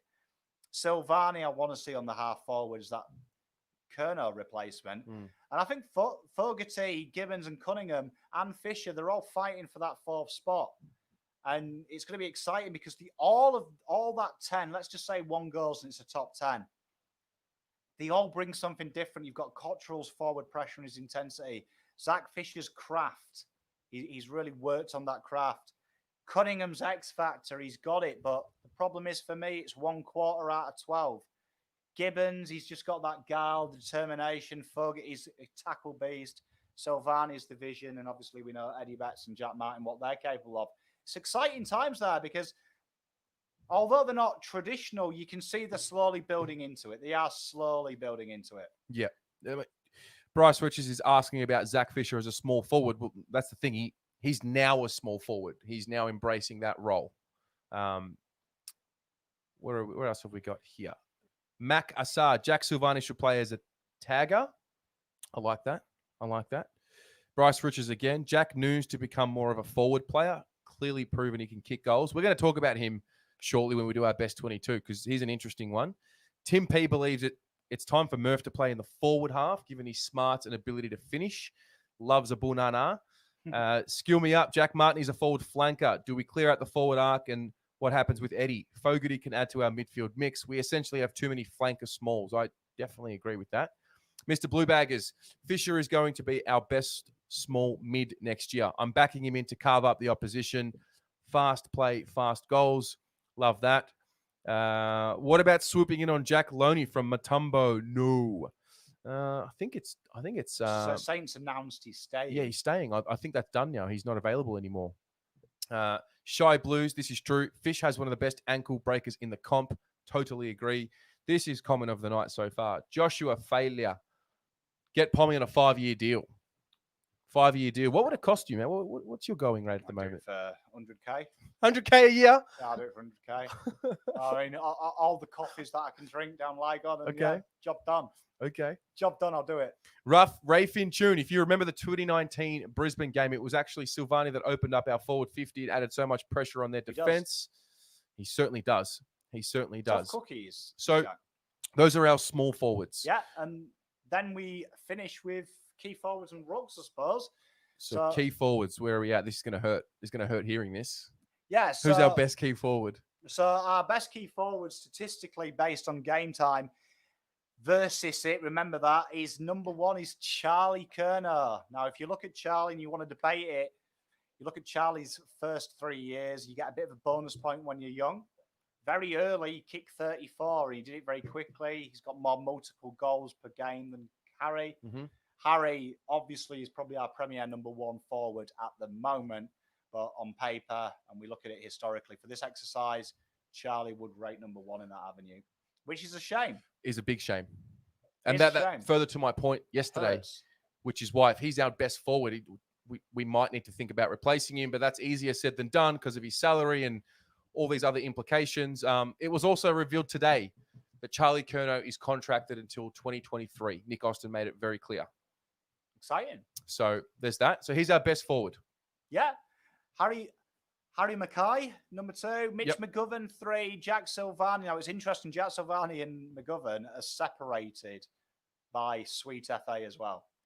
And Jack Silvani has played less than 12% in this position in 3 years. He might be paid 12% of Mitch McGovern's salary too. Levi Casbolt, Brody Kent, and Callum Moore. Now, Brody Kent, definitely someone to keep an eye out. People need to remember that in his last year of junior football, extensively was a key forward, kicked a lot of goals, and then moved into the midfield. So it's interesting there that there's options. Options are plenty in the forward line. But the problem for me is when you look at the 3 tall setup, when it's Harry, H, McGovern, and Levi, the problem is 3 of these are very similar. Yeah. They don't offer a point of difference. You see quite often Levi attacks the ball, as does Harry. They often get in the way. Mitch sometimes just becomes so isolated because they do occupy the same area of grass. Yeah. And they kind of levitate towards each other, where Jack offers, for me, something totally different. He's quite happy to hang out in that space. He attacks space. He doesn't attack the ball. And that is why, exactly like that, further to that comment earlier from Bryce Richards, spot on. He carbs teams up because he has something you can't teach. He has footy nous. He has footy nous, and you can't teach footy nous. That's true. That's true. Are you keen to get rid of this 3 tall forward thing? Is it time to give up on it while we can? I would have pissed it off 2018. Like that would have been pissed off quicker than I was on some of my dates in university. But it stuck around. Like my wife will tell you, I'm hard to get rid of. I stick around and I grow on you. And it's growing on me a little bit. And I'm now here trying to deconstruct what the hell we do. We know Kerno for a 3 tall forward system. Well, this is the thing. You've done it to me, Teague. I mean. So for those, hang on. Here we go. Here we go. We might have a bit of a deal going on. With us? No. Jackson Haitley from GWS to Adelaide. The Crows have offered pick 40, but right now the two clubs are still speaking. That pick 40 could be involved in the conversations involving Jai Caldwell. Ha! What an idiot. Oh, to be caught up in trade deadline and not have your deals done by then. you know what is really nice is just sitting here and not caring about the not caring it, honestly.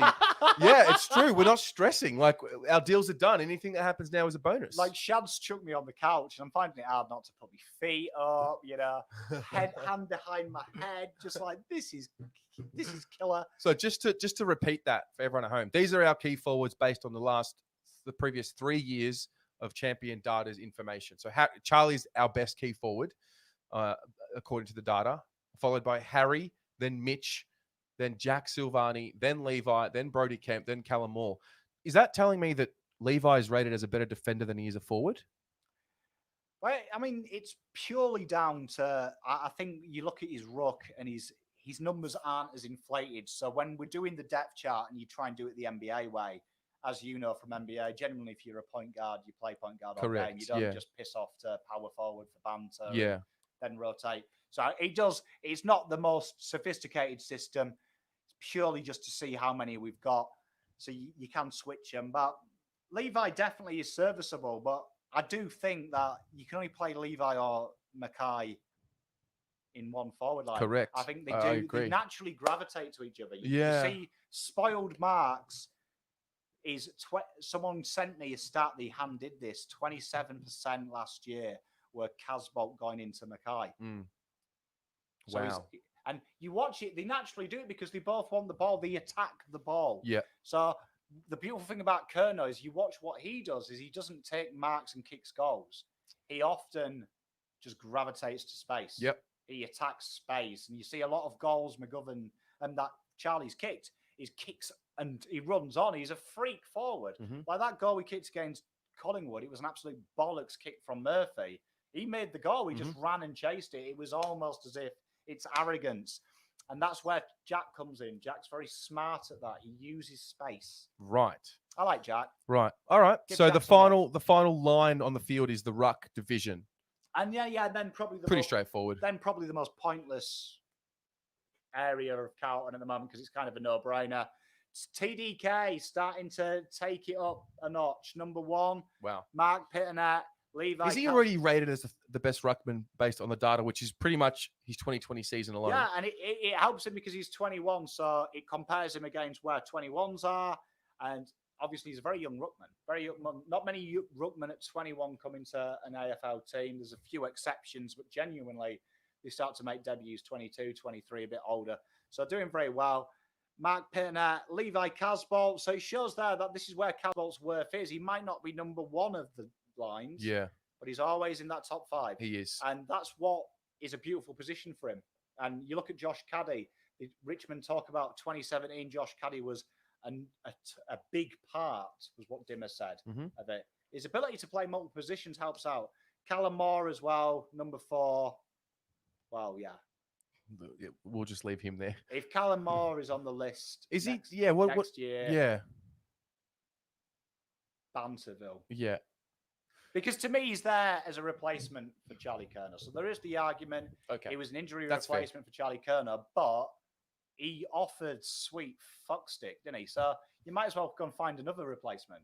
Like, if you're there as a replacement for one player, that says to me, you've got to offer something. Yeah. And he didn't offer anything, did he really? Like, I watched that game and I could not believe this mug was being paid 150k. Yeah. I was like, True. I could shave my head off and look a bit different and all for 150. True. Let's get through some comments here. I am back on Facebook looking at some comments here. Yeah, boys. Blake O'Halloran. Levi came from a long way back. Surely on 2020 stats, he flogged McGovern. Yeah, he did. Yeah, he did. I mean, let's be honest, though. Levi had a good 6 week, really good 6 weeks. And then he kind of just fizzled out a little bit. You've also got to remember that as well. When you go through these stats, and it was quite eye-opening because I went through every individual game. It took me a good 3 hours because I was excited about the show. But you do see, particularly McGovern and Casbolt, they have spurts of genius and then have spurts of garbage. Yeah. Where Mackay, he's kind of like consistently building in his games. You see it. He's got a pattern as Mackay. It's kind of like, meh, but there's always a lot of marks. So you know it's going to turn. So for me, the secret of Mackay is get the ball into him. Yeah. Get the ball into him, and it's quality ball. When the ball's quality, he'll kick it. Kerno, you see his numbers, phenomenal. It was when we were garbage, and he gets phenomenal numbers because he can make something happen. Yep. But Mackay is one-on-one.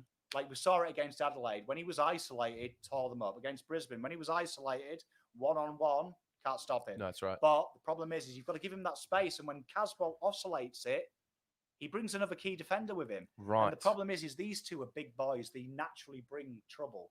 So if you've got two in the same vicinity, it's a nightmare. McGovern, I think, will work really well as the second tall this year. I think if you put him in the goal square and you play Mackay higher up the ground, centre half forward as the target, could work well. But McGovern does have a lot that he couldn't do what Casbolt couldn't do McGovern. And he likes to play him on the flank, up and down the ground. Casbolt couldn't do that. He hasn't got the engine to do that. Yeah, that's true. Jad, our friend Jad, we love Jad. Jauhari, he says here, we need to take Narkle. More X factor and speed. Can't go wrong. Hopefully, we're at least considering him. More speed. I love that phrase. Okay. I agree, though. Narco, X Factor. X Factor players, his points of difference now. I think. Where would he play? No, but you look at our list. His points are different. So I understand where he's going. It's points of difference. That's what we should be looking for from senior players now. There is a lot of players on this list. I can guarantee a 6 to 7 out of 10s at their peak. Okay. And that's all you need. Okay. You look at Richmond, 22 players on a list on their starting field. 6 are game changers. The rest are just solid footballers. So, I just want to go through. A list that I've got here, because there is this notion amongst the community that we are not quick enough, and there's not enough speed in this team. You started him off. Yeah, I know. No, I'm triggered. I'm triggered. it. I'm triggered. I want you People have been saying it all year. We need to inject speed into the team. Okay, Pom, Speed. and you guys at home, is this list of players enough speed for you at home? Adam Sard, Zach Williams, and I'm talking about running and spreading. Okay, running and spreading with or without the ball. Sard, Williams, Doherty, Walsh, Samo, Fisher, Martin, Williamson, Cunningham. Do we really need more speed? My late Nana used to say you can never have too much speed. Oh, I don't think mate. she's on about the list. No, let's be honest. Like we said it the other night. However, I will say this before I go. I would definitely take Narkle if it meant replacing Paulson. Yeah, exactly. So I'll say this: we've got 3 of the top 10 recorded speeds last year. Like you've got to remember, McGovern is faster than shit off a stick. He's a quick. Like he's like his brother. His brother's deceptive as well. You look at him and you think he looks like the guy that you have a beer with down the pub. That tells you that 10 years ago he could have been an all-star Tony Lockett type player, but he had these knees, mate, these knees. But you watch him run and you're like, Jesus, you're quick for a fat lad. Yeah. So he is quite quick. So I understand where people say speed. You look at T's game plan and it is very quick, isn't it? It's not funny about. But I think Narkle brings something, a bit of X factor player, point of difference. You could see him in the small forward line, get a bit of energy happening. Well, but I think this list, and I'm going to make a big call. Pom's big call. This is a fucking premiership list, ladies and gentlemen. Just deal with it. It is. Without all Charlie? All fit and firing. Yeah. Premiership Yeah, list. absolutely. Even without Charlie Kerno. Fuck Charlie. Right? We've got a good list, boys and girls. This is it. We were 11th last year, and like I remember doing this show last year, and I saw it. We'll be lucky to finish 16th. Wooden Spoonville. A year later, we were 11th. Yeah, I know. We're disappointed. We're disappointed with 11th. Because we're not here to take part, mate. We're here to fucking take over. That's it. Fucking, this is ours now. We've just ripped off Essendon, fucked up their trade period. Zachy Williams, Adam Sard, you guys have been begging for speed. Them two buggers are fast. Well, Skill Me Up on YouTube has made, I'm actually going to label it right now, comment of the night so far. Yes, I'm being biased, but he says, use the ball well and we will look quicker. The ball always moves quicker than the human being. Mate, always. Kick the ball Spawn. efficiently and we will look super quick. Spawn. And I looked last year, and we said it yesterday. Let's be honest. What were we complaining about? I watched so many fan cams the last week. I've been reviewing our content of where we go next year. And big things we'll take out. We're weak as piss was a big one. Big one. Why is no one tackle? Yeah. Where's the fucking intensity? I said that so many times. The intensity that I order a fucking pizza. Yeah, we've quoted Pom. And there was things like, where's the plan B? I said that so many times. Like, plan B, honestly, like my wife used to walk past and thought I was having an affair.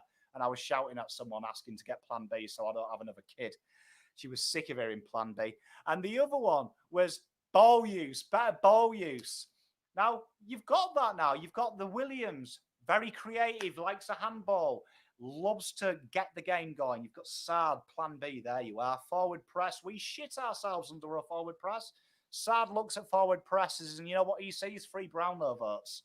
It's like, thanks very much. Yeah. I love running past these fat forwards. Like I said yesterday, Sard is going to be the get out of jail card for us when it gets a bit stagnant and we can't kick. You know what we're like. We move the ball side to side. It's very Arsenal, Wenger ball, and then we kick the ball down the line. It gets very robotic. Sard's going to be the one that just forces people to. Sard's going to make me go like Jack Martin, because you know how much I loved Jack Martin last year. I'm going to be all about Sard. Oh, mate. All about Adam Sard. I'm invested. I'm going to buy myself a fucking drum. I am in. I'm going to live off kebab all my life. I'm going to just plant a seed here because someone here, Joey on YouTube, has just put it out there. I kind of want to rile you up a little bit, Pom. Oh, come on. What if we made a late play for Tom Papley? Fuck Papley. He had his chance last year. You had it, mate. You had it. This ship has sailed. Blue Train 2021 Carlton, baby. You're not part of it. You wanted to stay in Sydney and be soppy with your missus. Unlucky, brother. We've got Adam Sard. We don't need you, mate. Lucky. Sorry. Tom who? Stephen Cornelia picks up the phone and says, I want out. I want to come to Carlton. I'll tell him to fuck off back to his yacht with Jaeger. Mug. Okay. Mug me off. We have 19 minutes left of the trade. What the fuck? We got 19 minutes left. The quality of the video looks good. Shad, guys, Shad, come in the stream, mate. Come and say. I can't. Oh, you can't. Okay. So just to give you guys a picture right now, I'm looking at Shad right now, and the man has been working overtime. The sweat is dripping off his head. He's just stressing. He's been standing the whole time, going from pillar to post, hoping to get it all right. Shad, don't stress, mate. It's all good. I'm sitting now. He has spent so much time doing this, and he didn't put any air conditioning there. Talk about a mug. Oh, mate. You are the Adrian Dodoro of planning. Like, you planned a beautiful thing, but you forgot the most important thing. Aircon. I'm a Pom. I melt in this. Love it. Love it. No, we love your work. We have... Actually, hang on a sec. We had the fan pointing at Dan. We did have the fan pointing. Fan pointing at Dan and Terry. No. I need the fan. This Greek dog needs the fan on him at all times, mate. He's like half Greek and half Australian, 2 hot countries, and I'm used to snow in 18-degree temperatures. So AFL Trade Radio have tweeted the following: paperwork has been lodged. We are awaiting the deals. Stand by. So we have some news coming. I think I saw something here. Essendon deny. What's it called? Essendon have rejected a 4-team deal. So that's interesting. But Shad, how are we looking for getting people on the stream? Is it worth trying? Or no, we can test out the legs. Let's do it. Shall we? Let's try. What's the worst that can happen? Correct. You can lose, almost 300 viewers. Correct. What we're going to do, guys, is we're going to put the link. We're going to put the link in the chat right now, as we do with the fan cams. We're going to try and get some people on who want to come and have a question. But now that I guess trade period's almost done, let's ask serious questions with serious discussion points behind them. So hit the link when you see it. We'll try and get someone on. Hey, this is all live. We've never really tried this. It could crash. What's the worst that could happen? The studio could catch on fire. Oh, that would be fine. So anyway, let's hit the link. We'll see. Wait, I need to get into StreamYard then, don't I? To do that. Look at this. I've got my microphone so I can hear you. Oh, this is going to be banter. That's what this is going to be. Jump in, guys. Come for a chat. We want Rocco already. We would love Rocco. Yeah, come on, Rocco. Get your cute little butt in here. Where are we at? Oh, we got someone in here. We have someone in? We have Maddie in here already. Maddie's quick. Okay, one sec.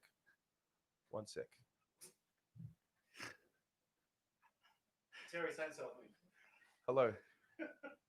Oh, we've got Maddie and Tez. Oh, you're in here. Oh, we got All right, let's try it. Bring Rocco in. Let's see what's going on. Sorry, we should equal this up. Maddie's in. We should bring Maddie in. Bring a girl in first. Girls first. We don't even know if this is going to work. I talk to Rocco all the time, so we'll save Rocco as the big star. All right, you can hear us. He give me the get-up Let's clothes. try. Hang on, I'm going to change this. This is live, unadulterated footage. Here we go. Hello? Hey, Maddie, how you doing? Hi.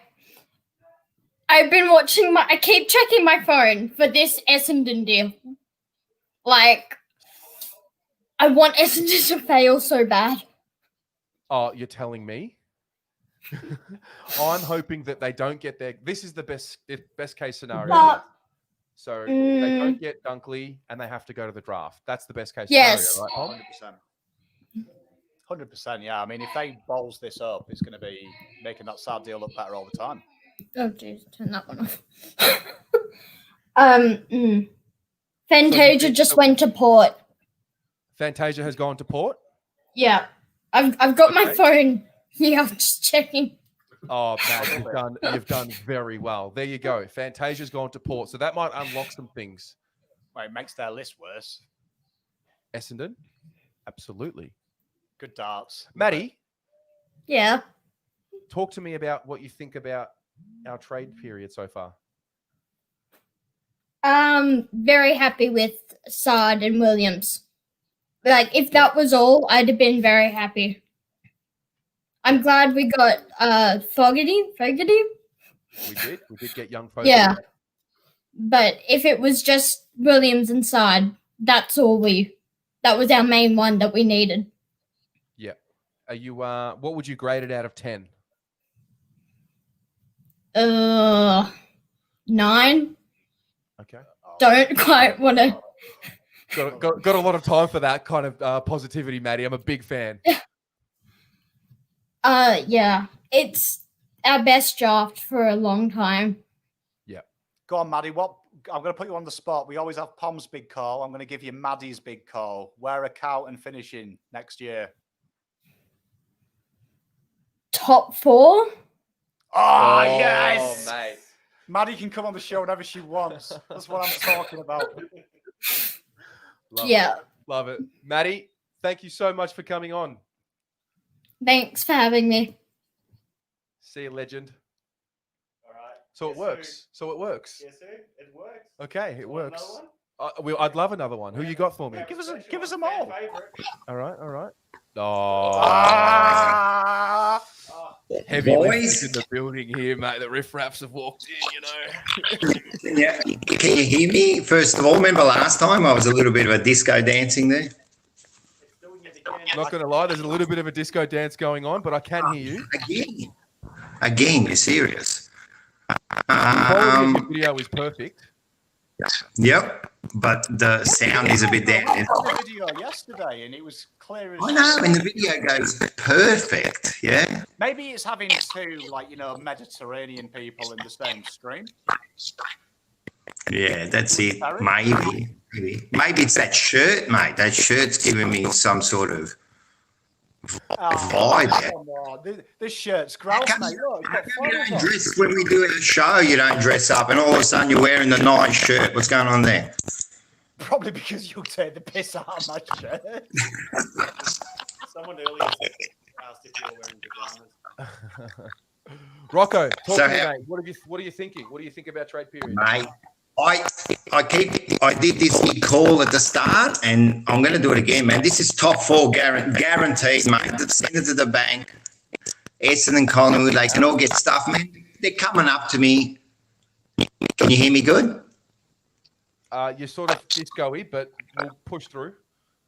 All right. They can all get stuff, Collingwood. They're all coming up to me today. They're avoiding me from now on. Why? Because I'm walking around, chest pumped up, mate. Sard's coming through. Martin's come through. Sard, Williams, Martin from last year, man. This thing, if we don't finish top 4, seriously, there is some serious issues, man. We're finishing top 4, and I'm telling you, Tommy, how many tattoos are we going to get from what? 21 to what? 21 to what? How many premierships? I've already booked in. I'm gonna go and get Carlton Flaggers 2021, 2029. Like the 20s is gonna be old Carlton. I'm in, Rocco. Let's do it. I'm ready, man. I'm already booked the tattoo. Yeah, just a few things. You reckon like Dow will play 10 games? If Dow plays 10 games, premiership's ours. If he can play 10 games, the premiership is ours, guaranteed. If he can get into that side and play 10, premiership's guaranteed. Guaranteed. Yep. Love it. Love it, Rocco. Love your work, mate. Looking forward to watching you and Pom do your thing tomorrow. Yeah, so everyone tune in. Big Wiggo, come on and shed some good info on lives in the old days, and so tune in and hopefully you enjoy tomorrow night's show. Yeah, we sure can't wait, will, mate. We'll speak to you soon. See you guys. See you, brother. Sounds a like trade Satan has is been. trying We've to got a join the deal. call. We've got a deal. Tom Phillips is on his way to the Hawthorn Footy Club for a pick in the 60s. So there you go. I think Vinny was next. Is Vinny? Vincent? Vinny? Where is he?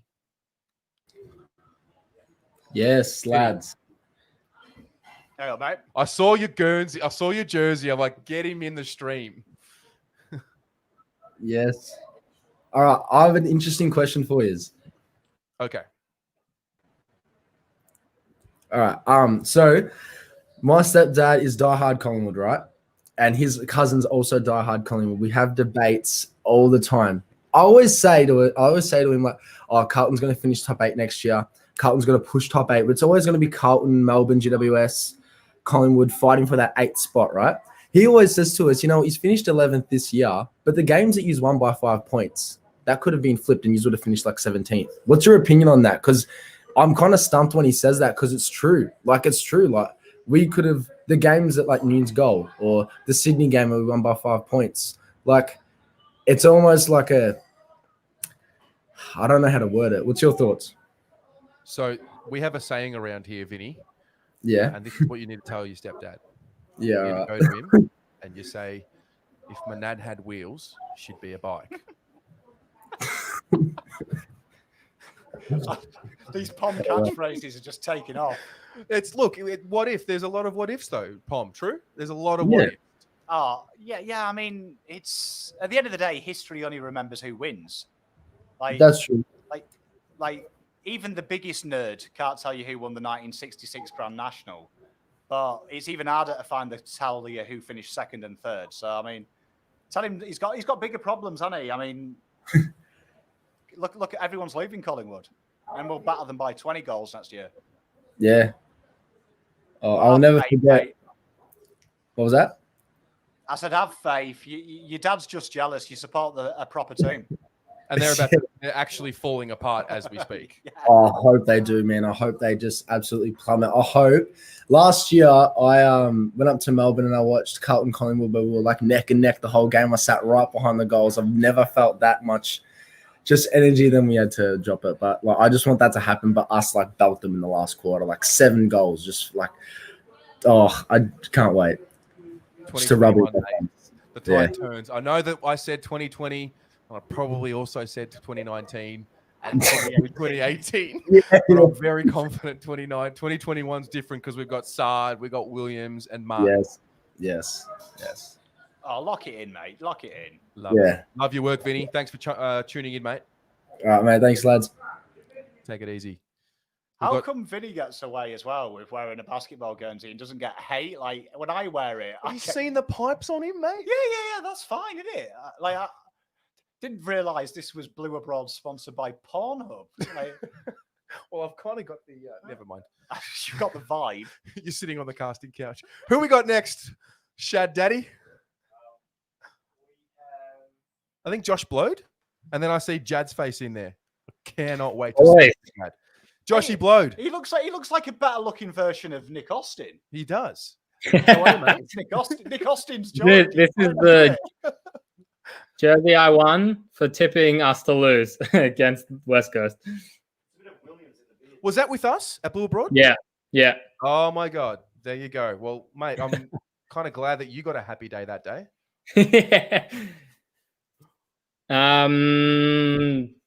What can I say? Happy days. What do you think? What's on your mind? I think besides saying how good the trade period is, and thank God we're not 6 minutes to go looking to bring in Sard and what else can we do? It's Williams, Sard, pretty good, really good.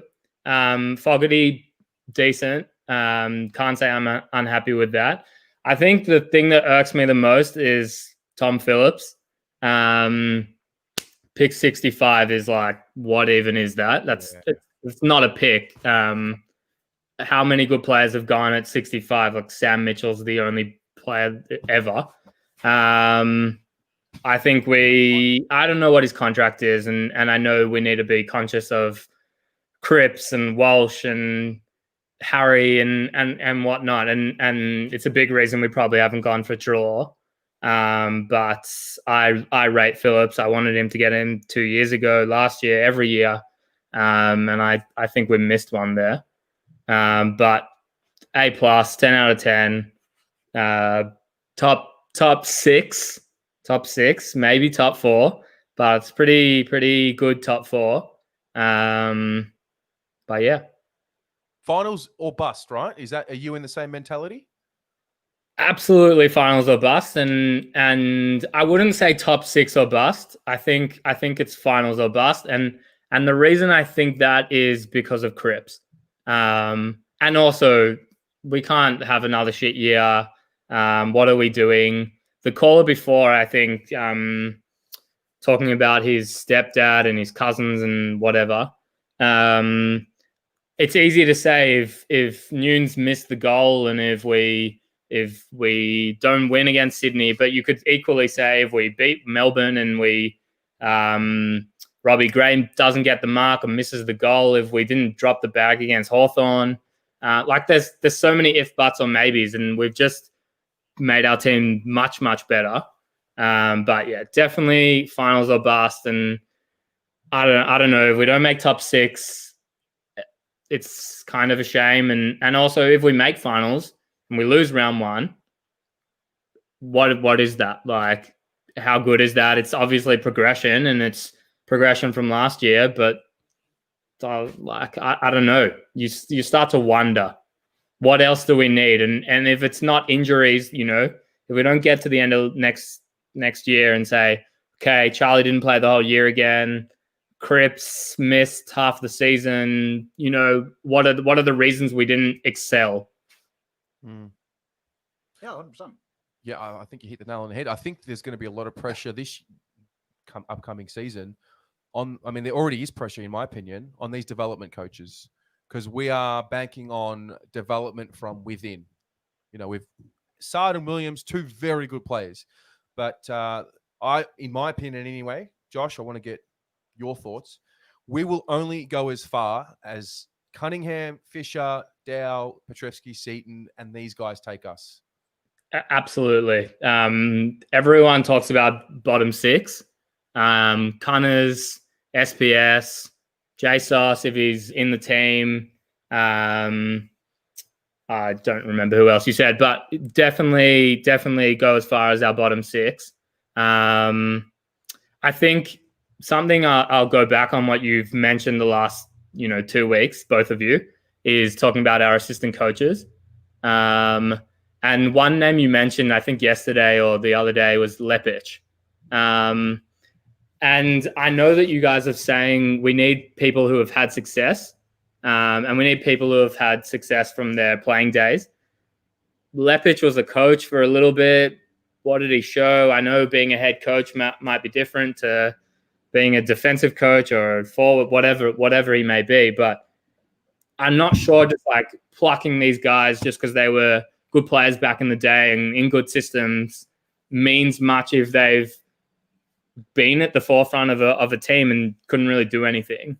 There are other players. Nick Reaver would love for him to come, but who knows about him? He's got a pretty good media career going for him at the moment. So, yeah, I think the thing with Lepic, it's not just about him being a player. I mean, first of all, 3-time premiership defender. I think it was a centre half back. That's as a player. Obviously, as a head coach, it didn't work out. But as an assistant coach at Richmond, he was there for all 3 flags, and he has, in that role, worked closely with guys like Asprey, Grimes, Rance, who, if you remember early in their careers, they were, they were a laughing stock. I still remember laughing at Alex Rance. And but when did he join that? Good because of Lepic, but I just think Lepic has the runs on the board. Yeah. I guess it's a question of when did he join them, and is being in a good team, does that make you a good coach or a good assistant? Like Bolts is the clear example for us. And I, to be fair, really like Bolts and think he came in at a very hard time. And most of the players that he had around him, well, not most, let's say 50% of them, all of our young guys that are pretty good now are pretty good because of him and because of Sauce and because they got the game time. And he got sacked at probably the wrong time for him when we're turning a corner, and time is everything. But I don't know. I guess you shoot your shot with these coaches and you hope for the best. You take them from good systems and can only hope that they bring in good practices and help our players. Yeah, no, mate, very valid comments. You spoke very well. Thanks for joining in. Thanks, boys. Cheers, mate. Cheers, mate. Before we get our next guest in, that's it. That's trade period. The deadline's there. Essendon didn't get Dunkley. Collingwood are keeping Treloar. They're over the salary cap. They're going to be losing their draft picks next year. Oh, we're back. What a complete fucking shit show. What a shit show Essendon is. Absolute shit show. Oh, well. Unlucky, Dodo. Yeah. You mug. Should have fucking thought about that, Dodo. I'm up and about, mate. We won. What a complete melty giraffe that cunt is. Oh, I said the C word. Apologies to kids watching. It slipped out. Oh, mate. Okay. So trade period is done and dusted. We're now going to get a bit of a fan cam session going. Pom and I will take a bit of a back seat. We've been going for nearly 2 hours, Pom, minus 10 minutes with the technical difficulties. So we're going to bring some people in. Shad, can you bring in Jad? Because I'm keen to see what he's got to say. Oh. Hey, boys. Hey, up. How are you, mate? I'm fucking sorry. They missed out on Dunkley. You could swear, but I feel like the senior is cancelled. I didn't mean to. No, it's cool. It's cool. I like it. Oh, I am so happy, boys. God damn. What a train wreck they are. Yeah. What an absolute train wreck. Mate, it's good to see you smiling on these fan cams. Yeah, well, the stress of the season is over. And we've said that before, hey? Yeah. What are some of your thoughts? What do you think? What do you think about the trade period? Just before I touch on that, I just want to touch on the point that other caller made about, the close, his stepdad and all the close games, against the lower sides. I just think that's just like a write-off comment, because you really got to watch those games to understand what is going on in those games, especially against the lower teams. So you watch Carlton this year, the close games against the lower teams and the top teams, and what's the common denominator there? It's Carlton. So against Sydney and all those lower teams, it's obviously a mindset thing. But against the top teams, when the boys are G'd up and they really want to go for it and compete against the best, they push them. So I think that's the proper way to gauge that. You can't just, because anything can happen on the day. But I think that's a steady enough theme to see what happens throughout the year. Against the bottom sides, maybe the boys check out a bit mentally. Maybe they buy into themselves a bit too much and they don't really put the effort in. But then against the top sides, you can see they're pumped. Like the Port game, like we absolutely belted them during that game, in stages. So I think that's how you gauge the inconsistency.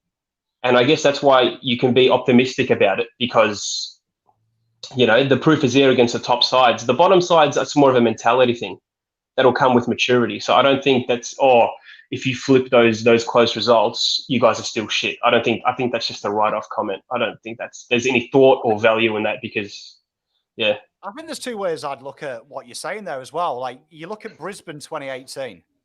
They were very similar to Carlton, very close in a lot of games, didn't get rolled apart from that one anomaly to Richmond, but they were always in the games. The criticism was last 10 minutes, they fell away and they got beat. 2019, what happened?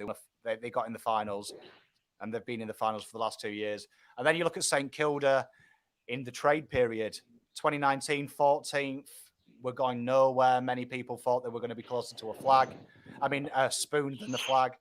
Made 5 signings in 2019, really focused on outside run, contested ball, and a bit of outside width. That was their criticism. Suddenly finished top 6. So we are looking like an in-between of Brisbane and St Kilda. Desperate need for a bit of outside run and a bit of speed, and also just in the games, but we just keep falling at the end. So I think 2020 is somewhere in between Brisbane and St Kilda. There's a lot of hope for us. So I agree with what you're saying. Like, you can't look at saying, if only Carlton didn't kick the winner against Freo. You could also say, if we did do what we did against Freo, against Melbourne, Hawthorn, we're top 5. So 2 ways to look at it. We win them games that we lost, top 8. Just want to chime in there, boys, because Essendon actually did get a deal done. They got Jai Caldwell. I don't know what they gave up for him. But they didn't get Dunkley, and let's be honest, Jai Caldwell's a fucking melt. Jai Caldwell, what? He's absolutely shit out. Jai Caldwell, he's Paddy Dow with his name spelled wrong. What the fuck is wrong? Unlucky Essendon. Freaking Adrian Dodoro. What a fucking melt. We love it. Love it. Jeremy Cameron got to Geelong. He did? Shut up. Yeah. Jeremy Cameron got to Geelong. It was all done at the very, very last second. They're pensioning the Jack, team.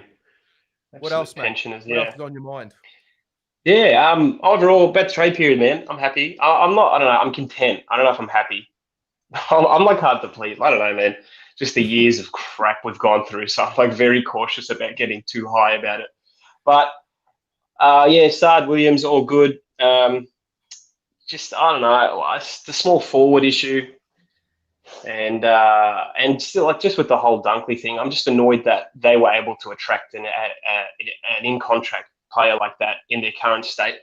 And us, like, the narrative around us is we're up and coming, and we didn't, at least, I don't know, maybe we did attempt, maybe we didn't, but I don't think we're done in the trade space. Obviously, this year we are, but going forward, because, just that small forward does need to be fixed up. That really does need to be fixed up. And about our progression, definitely it's going to come from those kids underneath, 100%. Yeah. That's what you said before. Love it, mate. Appreciate your thoughts. Great to chat with you again. Good to see you smiling. Easy, boys. Have a good one. Have a good one, mate. Adam Treloar will get to the Bulldogs. Oh, I'm reading. So Essendon are the only team that didn't get that man. Adam Treloar. What happens if you go to Wish and order a shit Sam Walsh? Good one. I can see Shad, J. Talbot Brizzy. He's just waiting patiently. He's been waiting forever. Let's get him in. Say good day. Hey, mate. Hey, boys, how good is this? Happy days for everyone. Oh. Hello, Terry and Pom from Brisbane. Hey, mate, how you doing?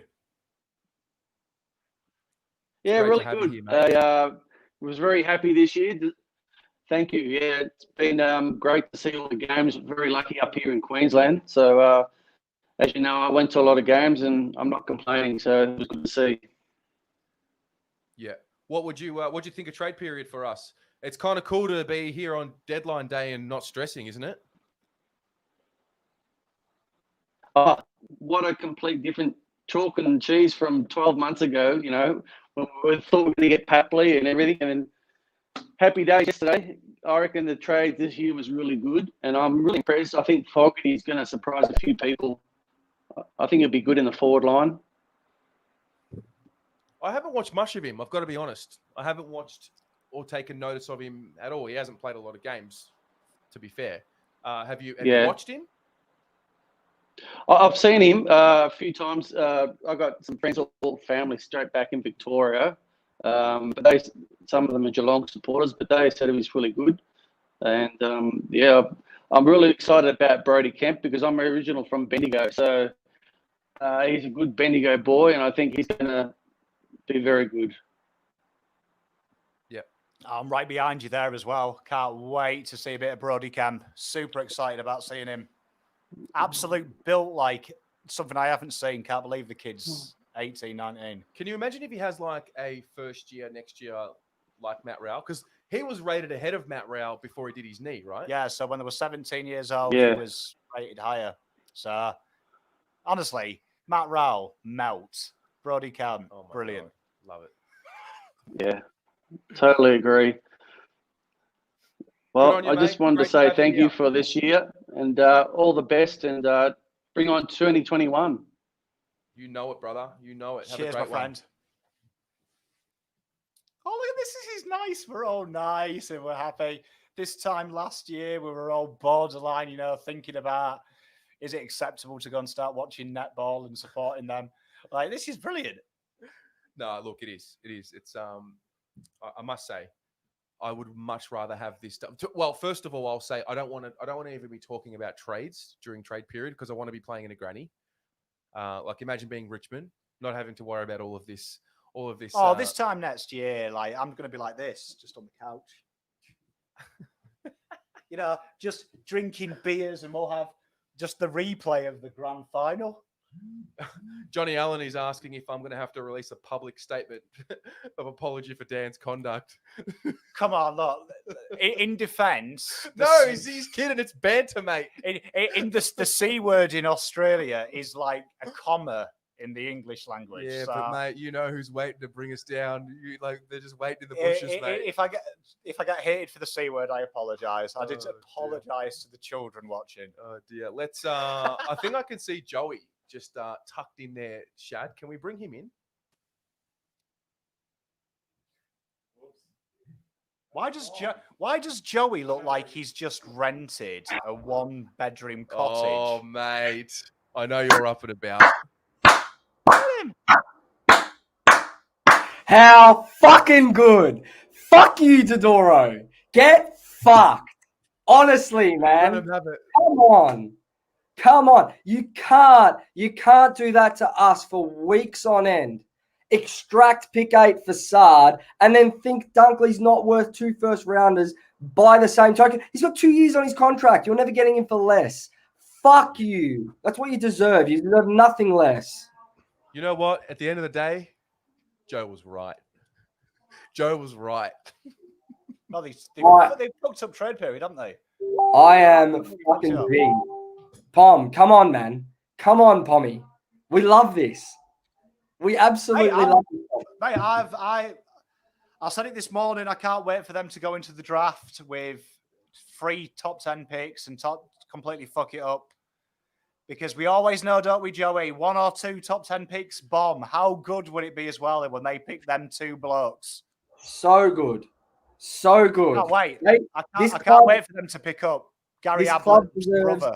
This club deserves nothing less. They'll get Tanner Brun, maybe, and that's an okay pickup. The other 2, Lucky dip. We could pick up someone better at 38 than what they do at 8 this year. You know this, Pom. We both know this. Our 38 is going to turn into 32 by the time the academy points all work out. I'm looking forward to it because it was a bold strategy. They obviously had a plan, and how great is it to see our mortal enemies balls up?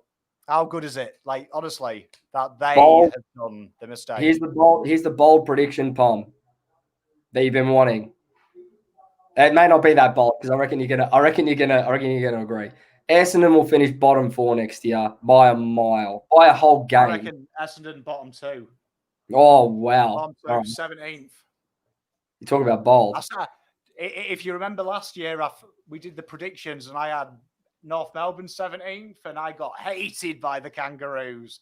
Where did you mugs finish? This week, I'm giving you Essendon. Can't wait for Essendon to finish 17th. So good. And you and me, Joey, we can go for a beer outside Essendon's ground.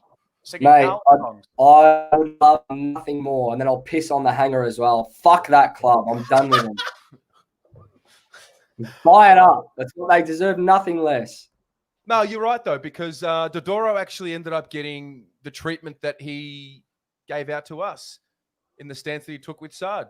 Absolutely. You can't get pick 8 for Sard and posture for that after week after week after week, and then go after a guy that's contracted for 2 years and expect to give up nothing more. Ridiculous. Absolutely ridiculous. Oh. Sorry, I've got news. The Jackson Haitley deal fell over.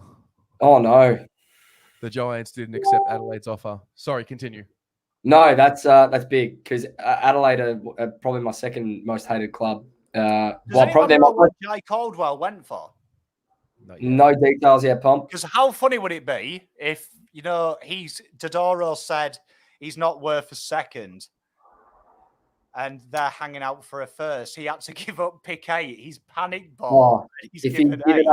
If he's given up 6, 7, or 8 at the final hour, it would just make it so much better. You're right, Pom. As you said before, Caldwell is a Paddy Dow light, and that says a lot.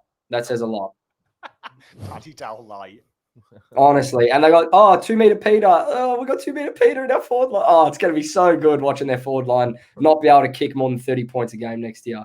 I can't wait for 2 meter Peter to kick 8 against us. Stop. I have got a question, though, for you, Joe. Come on. What happened with Will Brodie? There's been no trade rumours about Will Brodie at all. My man Will Brodie. I don't know. He cops the shit end of the stick every year, mate. I don't know. I think it's probably because you convinced me to do a draft profile on him. I did, and it never came through. I can't believe it. But anyway, another year of irrelevance for Will Brodie. But lads, give me before I head off. Give me. I don't want top 6 or top 4. I want from you guys. I want to know how many games we're going to win and where we're going to finish exactly on the ladder next year. That's what I want from you. So for me, I look at the trade period. I think we've actually won this trade period. I look around at every other club. I think we have won in terms of what we've gained for what we need versus the same principle for other clubs. Where do you think we're going to finish next year? How many games do you think we're going to win? Are we doing it based on it's a full season, isn't it? The full round 20? Yeah, let's go 22 games. 22 games. Okay, Carlton will win 15 games, lose 7, finish 4th. Look at that. 10. How many games? 22 games. So 15 wins, 7 losses. I'm going to say 13 wins, and that'll put us at, 7th or 8th? I think we're going to sneak in. I think the Saints are going to get better. I think the Dogs are going to get better. They got Treloar. We got Sard. We do have Sard. We got Williams. Alhamdulillah. We got Cricket with actually 2 shoulders. I'd say 13 wins. 13 wins is what I will guess. Early guess. Love it. Come on, Terry. For fuck's sake. Joe, whereabouts you? Help me out. Hey? Help me out. How many wins? Do I just split the middle? I'll go 14, and I'll say we'll finish 6th. I'll split the middle. Come on, Joe. That's better. It gets better. It gets better, Joe. Essendon gave up pick 29 and a future second for Caldwell. Oh, thank you. Thank you. Oh, my God. Yeah. Oh, my Jeremy God. Cameron went to Geelong for 3 top 20 picks 13, 15, and 20 went to GWS. So Geelong ended up giving in. So, I mean, there you are. That's official now. Nick Austin, the first person in 5 years to get his initial offer from Dodoro. Spot on. Well done, Nick Austin. You sexy beast. You're the Pom, third best looking person in AFL behind Joey and Terry. Pom, I'm going to say to you, well done, mate, because you called it early. You called it very early. I put a lot of pressure on you about pick 8, and you pushed back. You held your ground, and you actually convinced me yesterday that we've done the right thing. You said one thing, and I'll leave on this because I think this is what we've all got to remember out of this trade period. Whether you're with me and you think we gave too much for pick 8, or whether you're with Pom, I think he hit it on the head yesterday. He said, "Fuck winning trades. We're not about that as a club anymore. We're about winning games." And next year, if this trade translates into 13 wins, 12 wins, however many wins it is, if we win 3, 4, 5, 6 more games with Sard and Williams and Fogarty in our side, we have won as a club. So, Pom, hat off to you, mate. You convinced me. I am genuinely not an easy man to convince, but you got me. I love you, bro. I love you, bro. Love you guys. Well done tonight. Love it. Thank you, brother. Shad, can you send me the link for StreamYard? When you get a chance. Yeah. Let's get, I think Kev's Magpies. He's been waiting for a while. Big friend of the channel, Kev. Kev. Hey, guys. How are you? Good, thanks, mate. How are you? Yeah, optimistic, mate. Optimistic. I think you guys are going to be top 8. If I have to say, between 5th to 8th, my opinion. So you're a Collingwood supporter? Yeah, I'm a Collingwood supporter. I love you guys. I love what you guys do. And, I tell my mates about you guys. Oh, yeah. No, mate, we appreciate having you around. We do. We look, as much as we are Carlton and we are rivals, we do love you and Swoop Luke. Obviously, when it comes to game day, we're sworn enemies, but we do appreciate having you around. No, that's good. I heard about Geelong, Phillips and Stevenson. To be honest, I think it's really disappointing on how we handled this situation. I don't know why we didn't come out early and say, yeah, this is what's happening.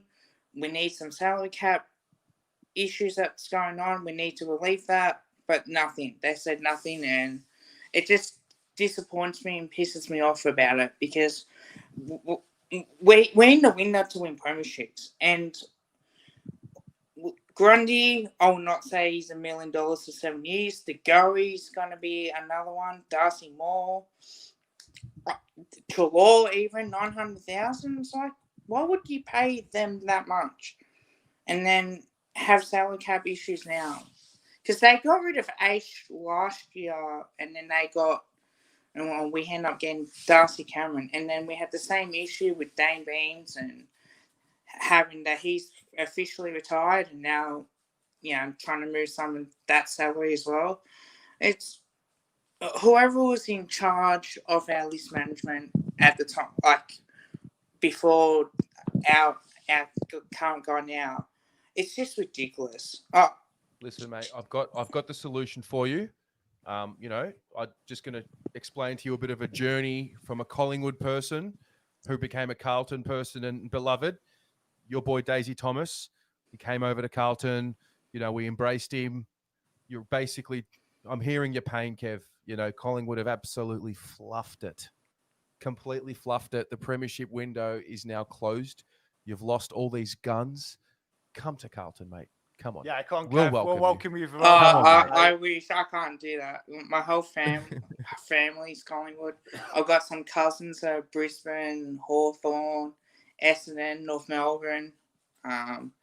But yeah, if he's Swoop Luke putting pressure on you, I'll give him a slap for you. Swoop Luke wanted Lockie O'Brien, Kev. You can't be having that. No, I didn't think that was possible. I still think that we can still be up there, but we're in the premiership window for now. I say at least be another 2 or 3 years before we have to rebuild. It's as simple as that. And we had our opportunities in 2018, and yes, we did beat Richmond, but we should have won it. It's as simple as that. Last year we should have beaten GWS, to be honest. They're not a good team.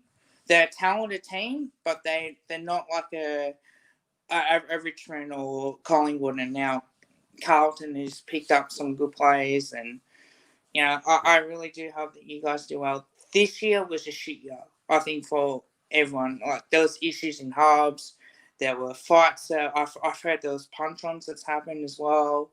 Apparently, I don't know if you guys heard about Dunkley, but apparently that he was not happy in the hub. Yep. So I've heard stories about that, and it's not because of, well, it's the midfield problem, but I think because there's more issues in the hub for him that, unfortunately, some players don't like it. And in a way, I'm disappointed that we've lost Stevenson. I thought that we probably should have kept him, but to be honest, I don't think he was worth $550,000, whatever his salary was.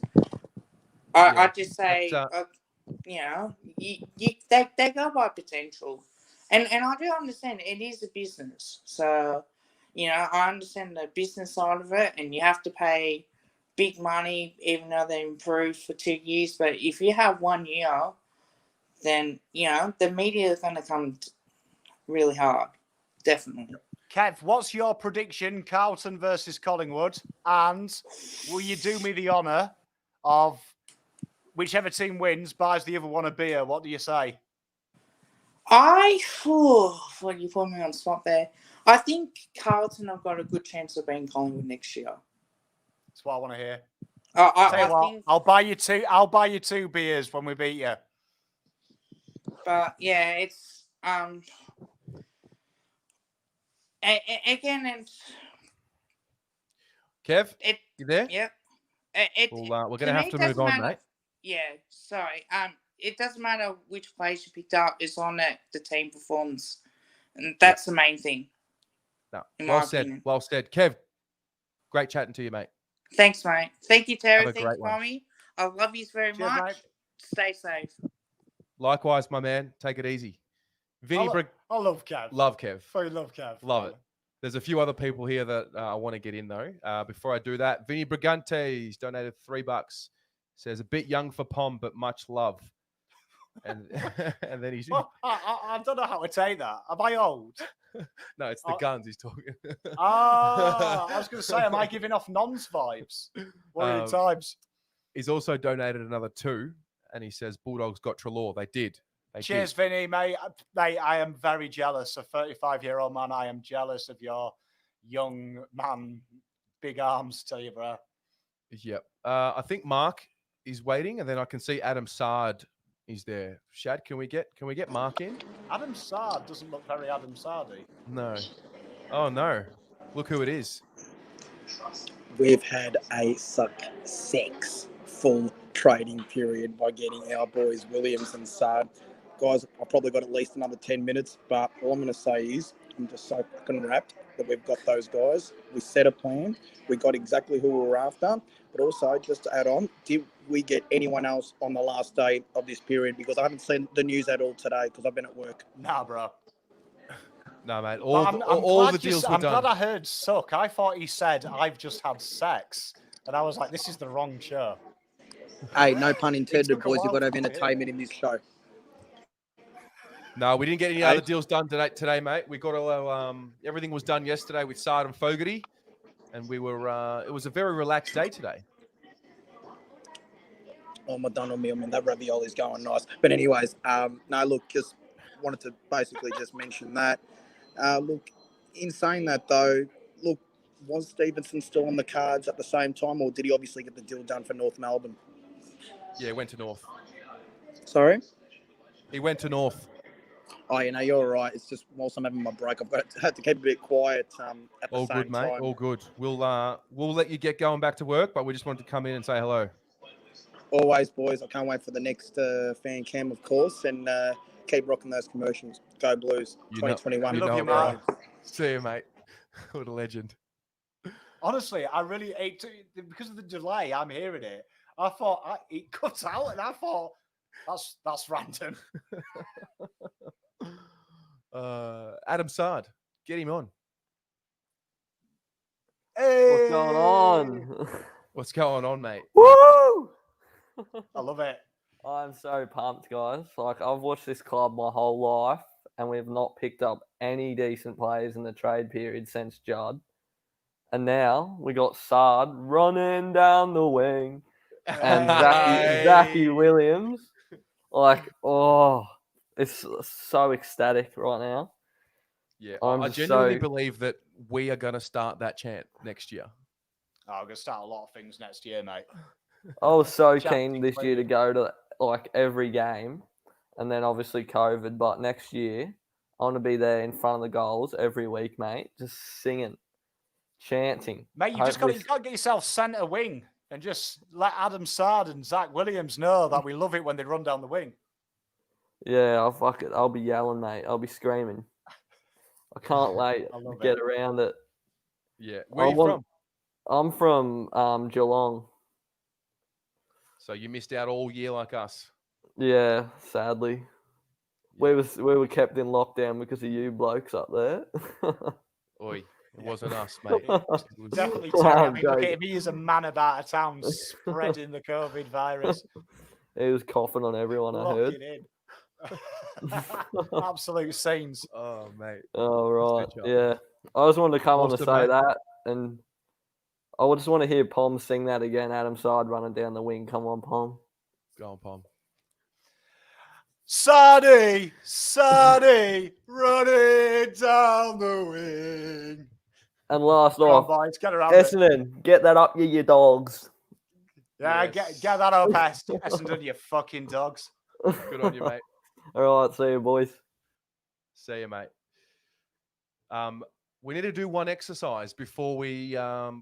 I feel like no, we're not. I'm going to push it. We'll do a best 22 video. You and I will sit down and do it.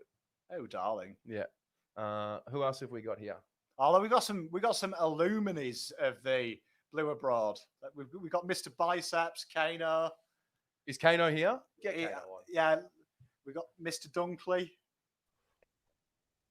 Look at him, Kano. Young Kano. Hello, mate.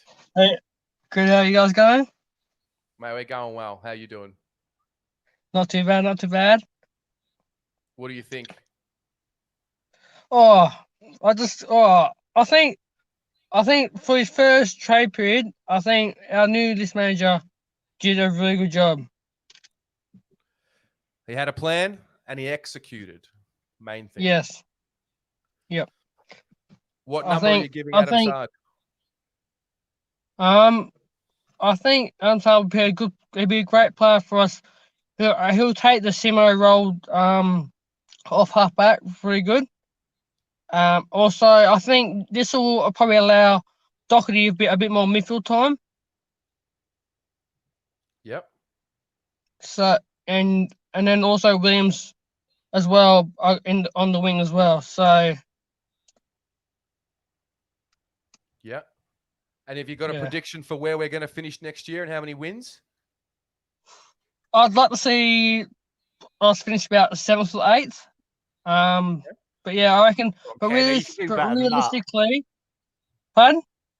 You can do better than that, Kano. A little bit higher than 7th. I don't know. Well, honestly, I'd like to see us top 4. But I'm being realistic. Well done.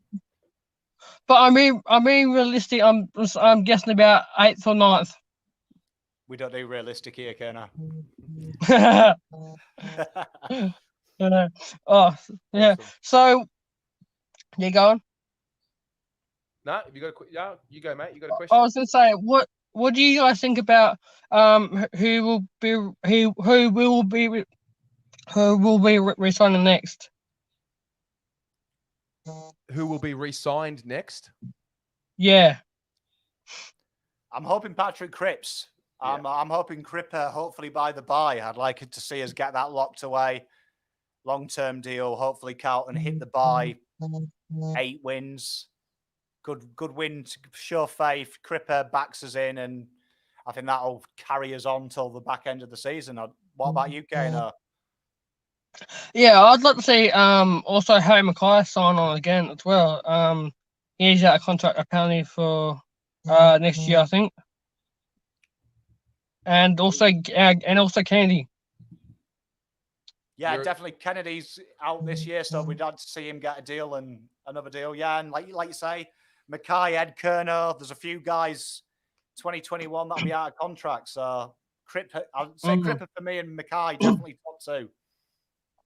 Yep. I'll let you guys. I'll head off now. Just quick last thing. I'm looking forward to you guys do your best 22. It's going to be a very hard one to do. So good luck to you both. Thank you, mate. Love you, Kana. Have a great one. You guys. See ya. See you, mate. I love Kana. Little One ledge. of the OGs. Yeah, never met him in person, but love him like he's my own. Just love him, man. Yeah. What was the name of the person who wrote the comment about kicking the ball? The ball moves quicker than the human. Who was that? Was it Bryce Riches? Can anyone in the chat? Can you please, or if you're still watching, please write another comment. Who was it? I can't remember. Why do I like? No, it wasn't.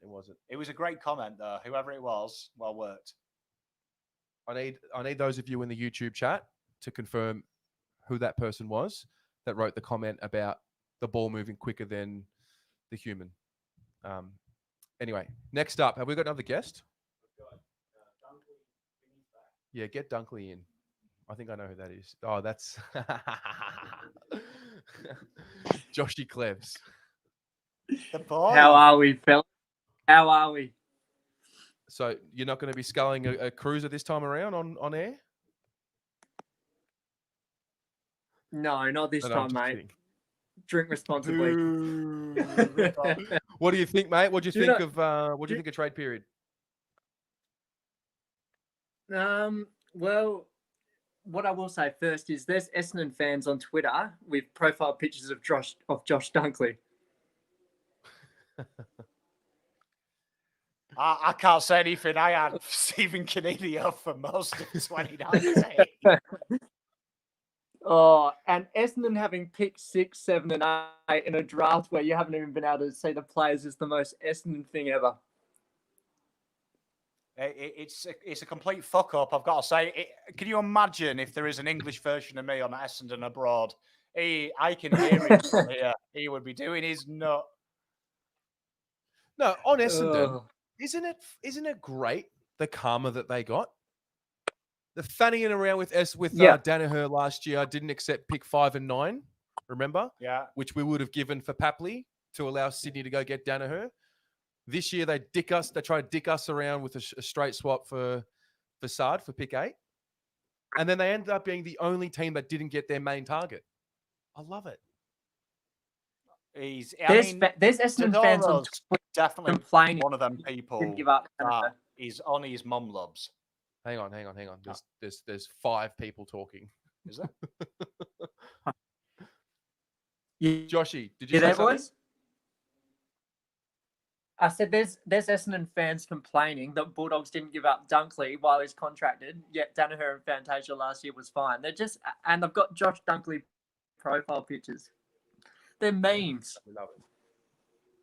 I still think the Fantasia deal's the best because he said he was a first rounder and he's gone for less than originally first offered. Dodoro's had a nightmare. And bless him.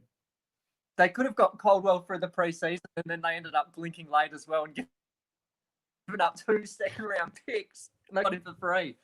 Jai Caldwell. Well, that was my dream scenario. That was my dream scenario. What happened with Caldwell? I was hoping they'd panic buy, and I thought they were forced into panic buying.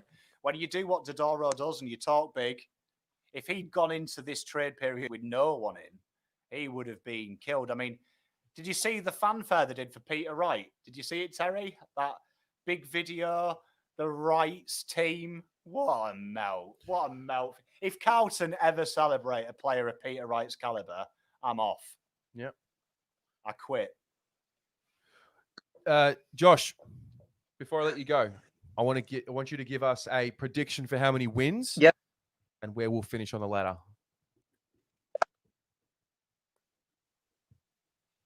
We'll win when we want to win. We'll win when we want. We're Carlton FC. We do what we want. I love it. I love it. No, I love it. Though. He win was when bold. we want. We'll win 20. 20 games. Fucking love Josh. And just This is quickly what I'm on before I about. go, boys, there's some. Yeah, mate. Just quickly, boys, before I go, there is something that I want to see next year. It's not Carlton related. I might even buy a membership for this team. Next year, I want to see Josh Dunkley running down the wing. Go the Baggers. Love it. Good on you, mate. Go Baggers. I love Josh. You know, I wish I was in Essendon forums. I don't. Oh, imagine the fire. Now I do. No, imagine the fire. Yeah. I've got to do it. After this show, here we are, Blue Abroad Collective. Everyone, join Essendon forums. We will meet up and we will wind them up together. I actually want to ask everyone a question, seeing as everyone that comes on has been answering it. Those of you in the chat, how many games are we winning and where are we finishing 2021? Vinny's got a guitar. I want to know why Vinny's got a guitar. Is he going to sing to me? Look. Is he still here? Yeah, he's got Get him on. Get him on. He's going to sing. Lads. Pom, Yeah. your voice, mate. Ready? Da da da da da da da da da da da da da da da.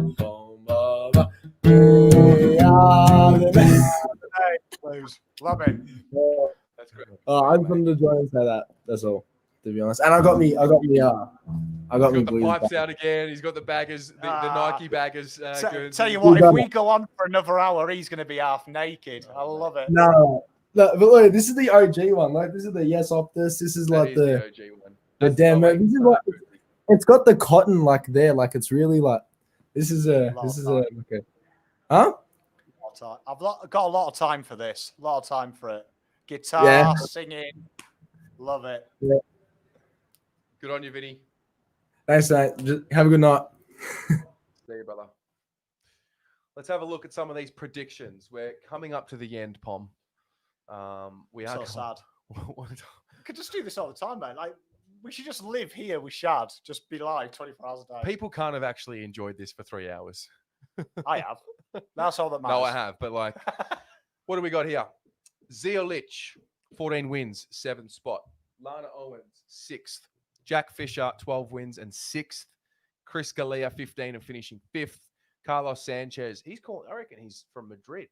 A repeat of 95, 2 losses. Goodness me, imagine that. Rafi, we're finishing 8th spot, 12 wins. Love it. Frankie Dalton, 6th to 8th. Anthony Davidson, 16 wins, top 2. Chris Galea, how different to last year at this time? Absolutely. Absolutely. Yeah, I wasn't laughing at this time. Absolutely. This time last year, we were... I was getting abused by a guy with a polar bear as a face. We were devastated this time last year. We were like literally devastated because we were sold the dream. Sauce was selling us the dream about Papley. He went early, nominated early. Hindsight's a wonderful thing, isn't it? Oh, mate, yeah. Last year was one of the worst moments ever, I think. I can remember doing this show. We've had some bad times doing this show, and we've had to reply to some bad moments, but definitely that was one of the lowest I can remember. I mean, I'm loving Oscar Black here, 23 wins, 0 losses. It's what I'm talking about. That's what I'm talking about. Now, I have an announcement to make for the winner of the print. And it was Skill Me Up that made the comment about the ball moving quicker than the man. I just thought he hit the nail on the head, he or she. So Skill Me Up, I'll try and find you. Or if anyone knows who Skill Me Up is, please get in touch. You've won yourself an A3 print. It's the Doherty and Cripps print. So congratulations. And those of you who donated $2 or more to the stream tonight, you have all gone into the raffle. I will make a separate video for the winner. And that'll be announced over the next few days. We've got about 18 minutes to go because we did promise a 3-hour stream. We do have Jacob. So we've got 18 minutes to go. If you want to enter into the raffle for the Carlton Guernsey, a $2 donation on YouTube or more will get you in. And let's bring in our next guest. Oh, lads. I've got you on the TV right now. I don't even see. That's crazy.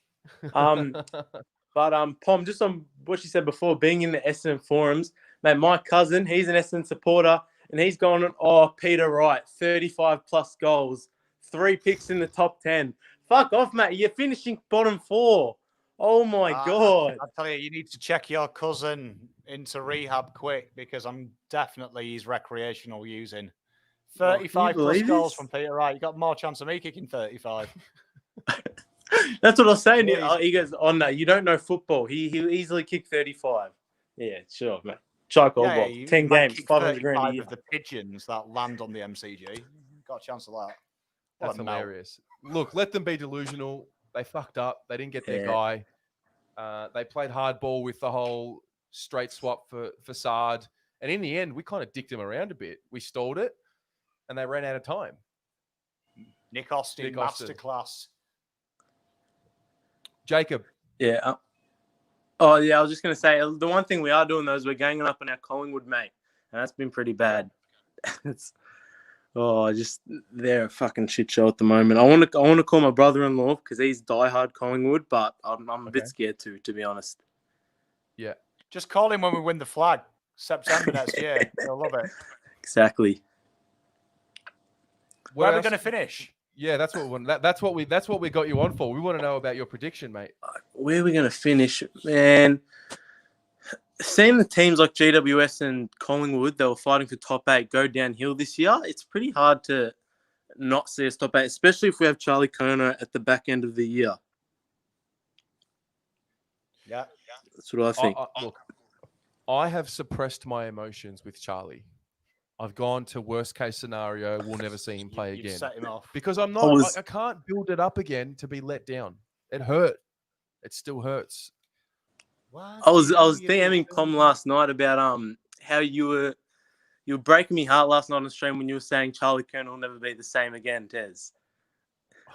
Killjoy. That's what he is. Killjoy. I am the most optimistic one out here. What? One-eyed optimistic. But Charlie, how can we be confident that he's going to become what we thought he was? Yeah. He's just building us down. He's just building us down, so he's lowering the expectations. Round 6, Charlie returns, kicks 10. Terry will be on that seat there saying Charlie Kerner's better than Tony Lockett. Can't wait. You'll be back, Tez. Don't worry, you'll be back. Whatever. All right, Jacob. All right. Thanks for having me on, boys. No worries, mate. Well done on the stream. Done well tonight. Appreciate it. We tried, Pom. We tried. We tried hard. We've done well. Mate, we've done all right. Hey, we've done very well. 3 hours is hard craft. We started off at 360p and are we at 4K yet? We are. Yeah, we are. So, you're chatting crap for 3 hours is hard graft without a beer. Just so you know. Like, I would have nailed this with a beer. Like, honestly, I would have been like, this is the halfway. Oh, we got another guy. We got Big Chris. Before we get Chris in, TMI, Tim Markham has given us a $2 donation and he says, just give us the cup now. No, you see, these guys get it. Yeah, that's it. Don't be realistic on this show. Okay, no, I thought I'd trend you well. He's coming here being realistic. Let's get Chris in. Let's see what he has to say. G'day, mate. First time, long time. Great to have you here. Thank you very much. Just great draft period, great trade period. Now I'm looking forward to the draft. Can Austin work his way and get us back into the first round? Well, do we want to go into the first round? Like, I don't know. Because, I mean, look, I know nothing about this crop. He better not do. I've worked hard on these draft profiles for the picks we've got. It's been a nightmare. But he potentially could do. But, I mean, there's a lot of players. We'll show you the draft preview probably in the next week or so. But, I mean, I think when we did the depth thing, I don't know if you agree, it's probably more we need key position defender who's young as a replacement for Jones.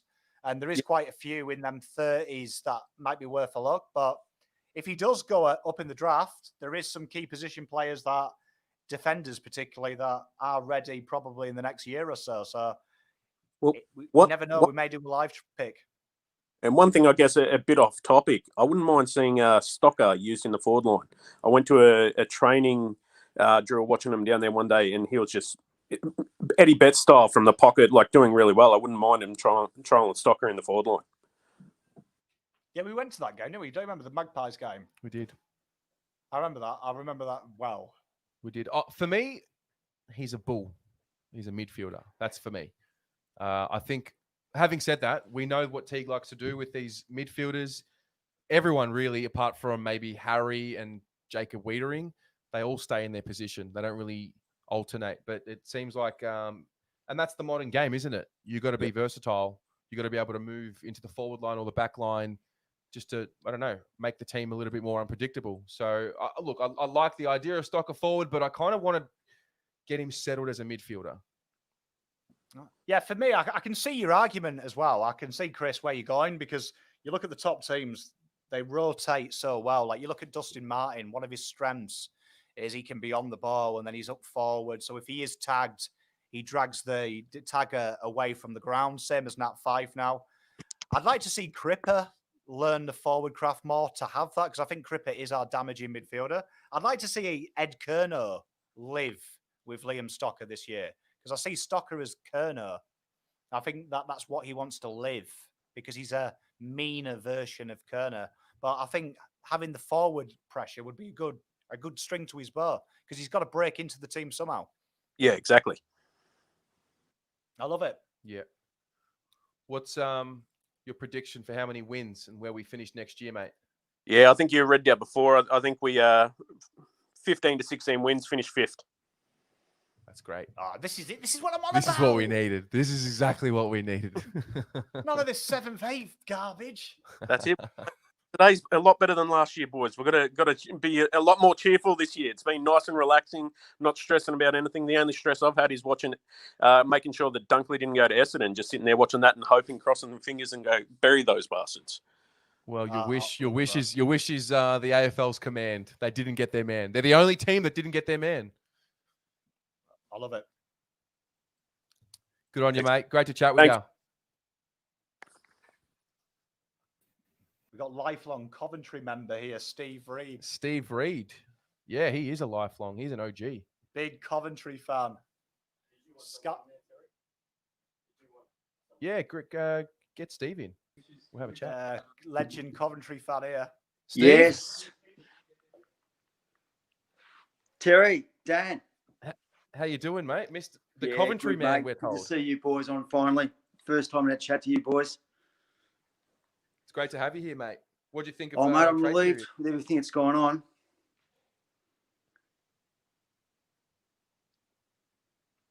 What do you think's our best? Who's the best pickup, do you think, Steve? Sard or Williams? Who you're more excited about, my friend? Actually, I like all the 3 picks. I mean, look, I think the idea of going for pace, pure leg speed, that's the thing that excites me. I mean, like, I was just talking to the boys. Yeah, so look, it's great to be able to think next year we can compete with these top sides. We've recruited really well. So, no, I'm really excited for next year, boys. It's great. I love it, Steve. What's your prediction? How many games are we winning and where are we finishing? Well, we've got to finish top 8, surely. Have to. Yeah.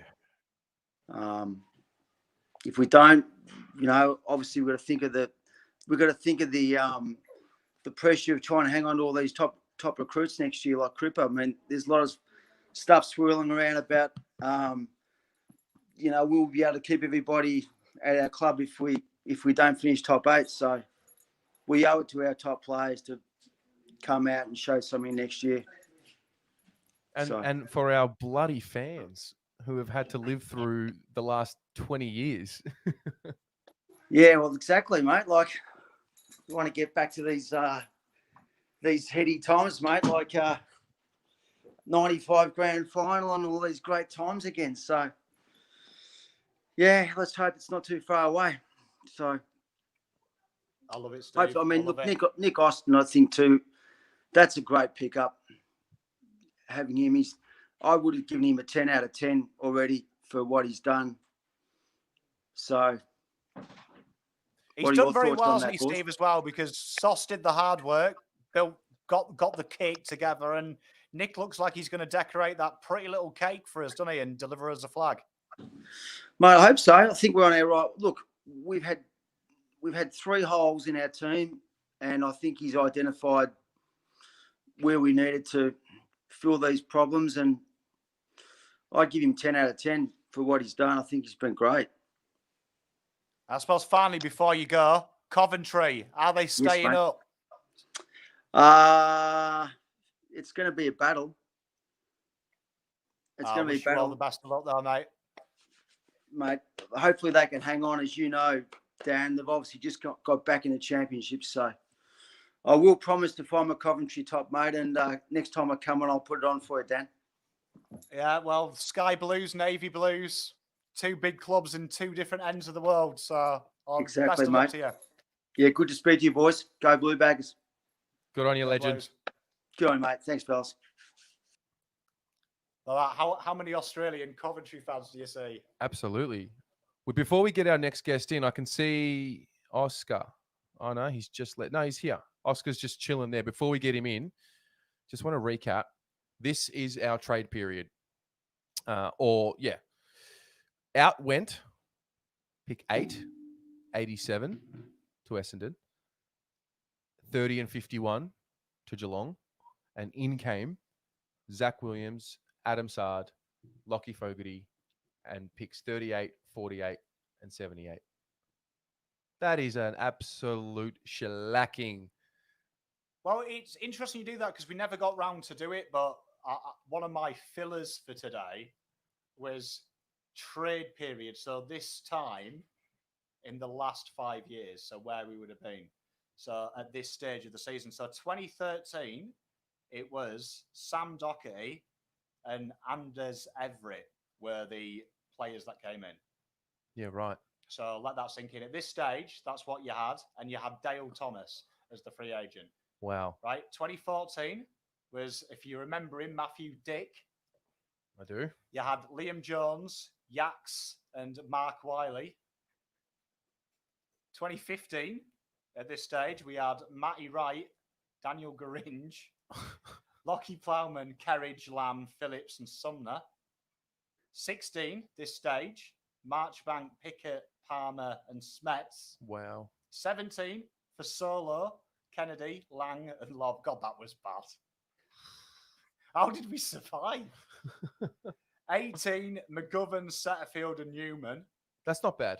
And then last year, Newms, Betts, Pitternet at this stage. Right, before preseason draft. So it was exactly this time 5 years ago. So just put that in perspective. Now we have Williams, Fogarty, and Sard. Well, that's a bigger winner than anything, isn't it? I look at Sard, Williams, and Jack Martin, over the last, the 2 off seasons. Those 3, for me, are top 10 players. Oh, mate, this trade period, there's no way you can word it any other way. Yeah. Last decade, this wins by a long way. And okay, you can have the argument we didn't need to do this before. Now we're in the position. But man, get excited. Essendon fuck it up. Essendon haven't got a Scooby-Doo what's going on. You got Kev the Magpies coming to Carlton for a beer from Pom. And we've got them 3 bad boys. Woohoo! Easy game. Love it. Let's get our final guest in. Oscar. He's been waiting there for a while. I think Maddie's still waiting too. We'll finish with Maddie because we started with Maddie, so let's finish with Maddie. Maddie, hold on. You'll be our last guest. Oscar, you're coming in now. What do we think of Essendon? Shit. What do we think of shit? Essendon. Love it. We hate Essendon. We hate Essendon. Tell you what, Oscar, get on Oscar every time. That's what I'm on about. Mate, that's what I'm talking about. That's exactly what we needed. Oh, I've got the chance rolling on the chat. You know, the good old Colo Toure, Yaya Toure. Eddie, Kerno, Charlie, Kerno. Hey, Oscar, after this, I'll come and meet you somewhere and let's Molotov cocktail Essendon's training ground. Oh, let's do it. Let's get on it. Away days. All my brother's mates go for Essendon. Oh, they're filthy, mate. They're filthy. They think they're fucking shit, man. You have a duty now. We all have a duty. Before we end this, after we end this show in 3 minutes, everyone, I'd like to ask everyone, if you haven't already, just send a photo of Adam Saad to your Essendon supporter mates. Mate, Actually, no. Send a photo of Josh Dunkley to your Essendon supporter mates. Oh, mate, I can't wait. They're all probably bawling their eyes out. Oh, look at the draft. Oh, we got 3 top 10 picks. Mate, we had 2 top 10 picks back in 2016. You know who we got? Lockie O'Brien and Paddy Dow. What have they done for us? Just proves how shit the draft can be. Yeah, that's true. Hey, tell you what, Oscar just dropping fire Yeah. at 28 You know who won? last day. I like it. Yeah, you know who won Rising Star that year? Jaden Stevenson. He's long I gone. did as well. Look how that turned out. Yeah. That 2016 draft, though, like in fairness to Sauce, is like a who's who of how the hell are you a top 10 footballer? Yeah. Yeah. With the Only good one I can exceptional think out of there. Brayshaw, maybe. The 2 Freo boys that went up there. Brayshaw and Chera. They came good last year. But Yeah, they're pretty good. I like him. Davis has been poo. But I got to say, what's pretty worrying to me is I loved Tom Williamson last year. I thought he deserved a spot on the team more than almost anyone. But our defence, I think, is a bit too stacked. What do you do with Sam Petreski and what do you do with Nick Newman coming in? You got to think about that stuff. Does Willow play in round 1 if everyone's fit? Yeah, boy. I think he's deserved a spot. He's worked hard as fucking nails. You can never have too many people that have surnames like Williams in the side. Zach Williams, Tom Williamson. So who's missing out? Newman? Yeah. No, Newman has to earn his way back in, doesn't he? I mean, he spent all last year injured. It wasn't his fault. That has to be a punishment.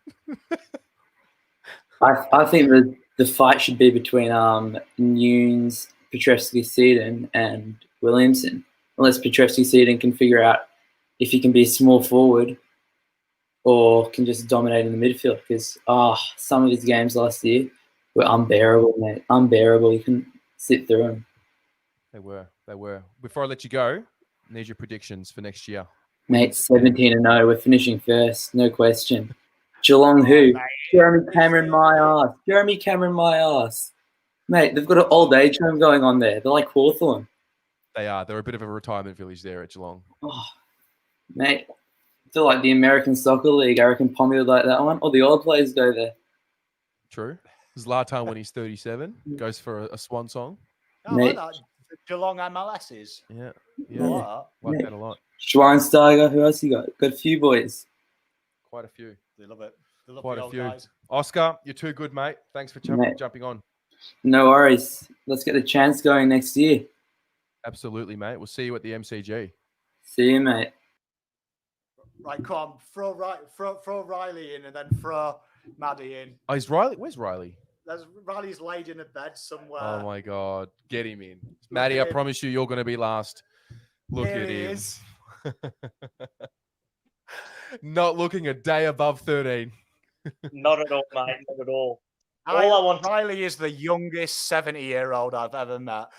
Thank you for that, Tom. I've got a fun fact for you. It looks like about a month ago, and I love the person I'm about to mention. It looks like Will Butterworth has become the list manager at Collingwood because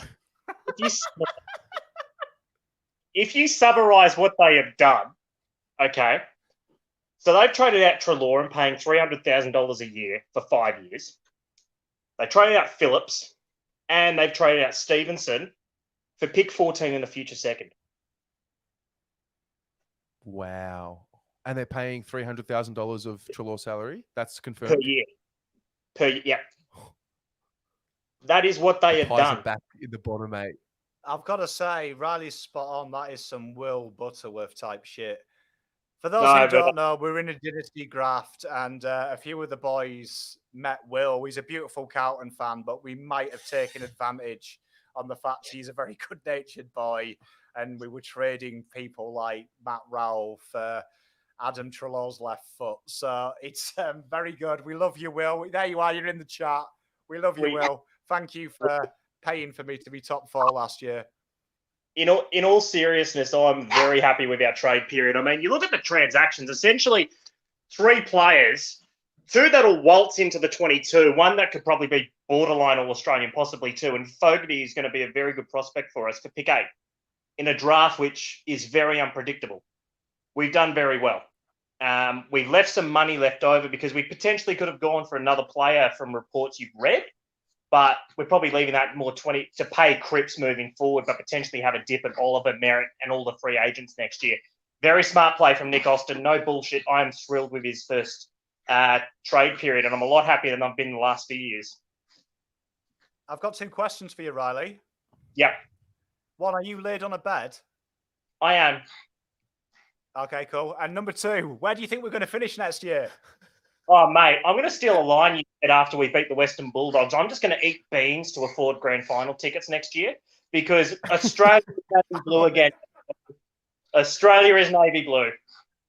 You can stay at my house. I'll kick Zoe out. Screw her. She's a St Kilda fan. She can take the kids with her. And you can just come to my house for the week. We'll just get on the beers. They did very well too. But nah, great show. Great stuff this year, lads. Thanks, brother. Love you, brother. Yeah. All right. Look at me asking the questions that matter. Are you on a bed? True. Our final guest for the night. We've gone over time. Maddie, get in here. Hey. Hello again. Long time no see. Yeah.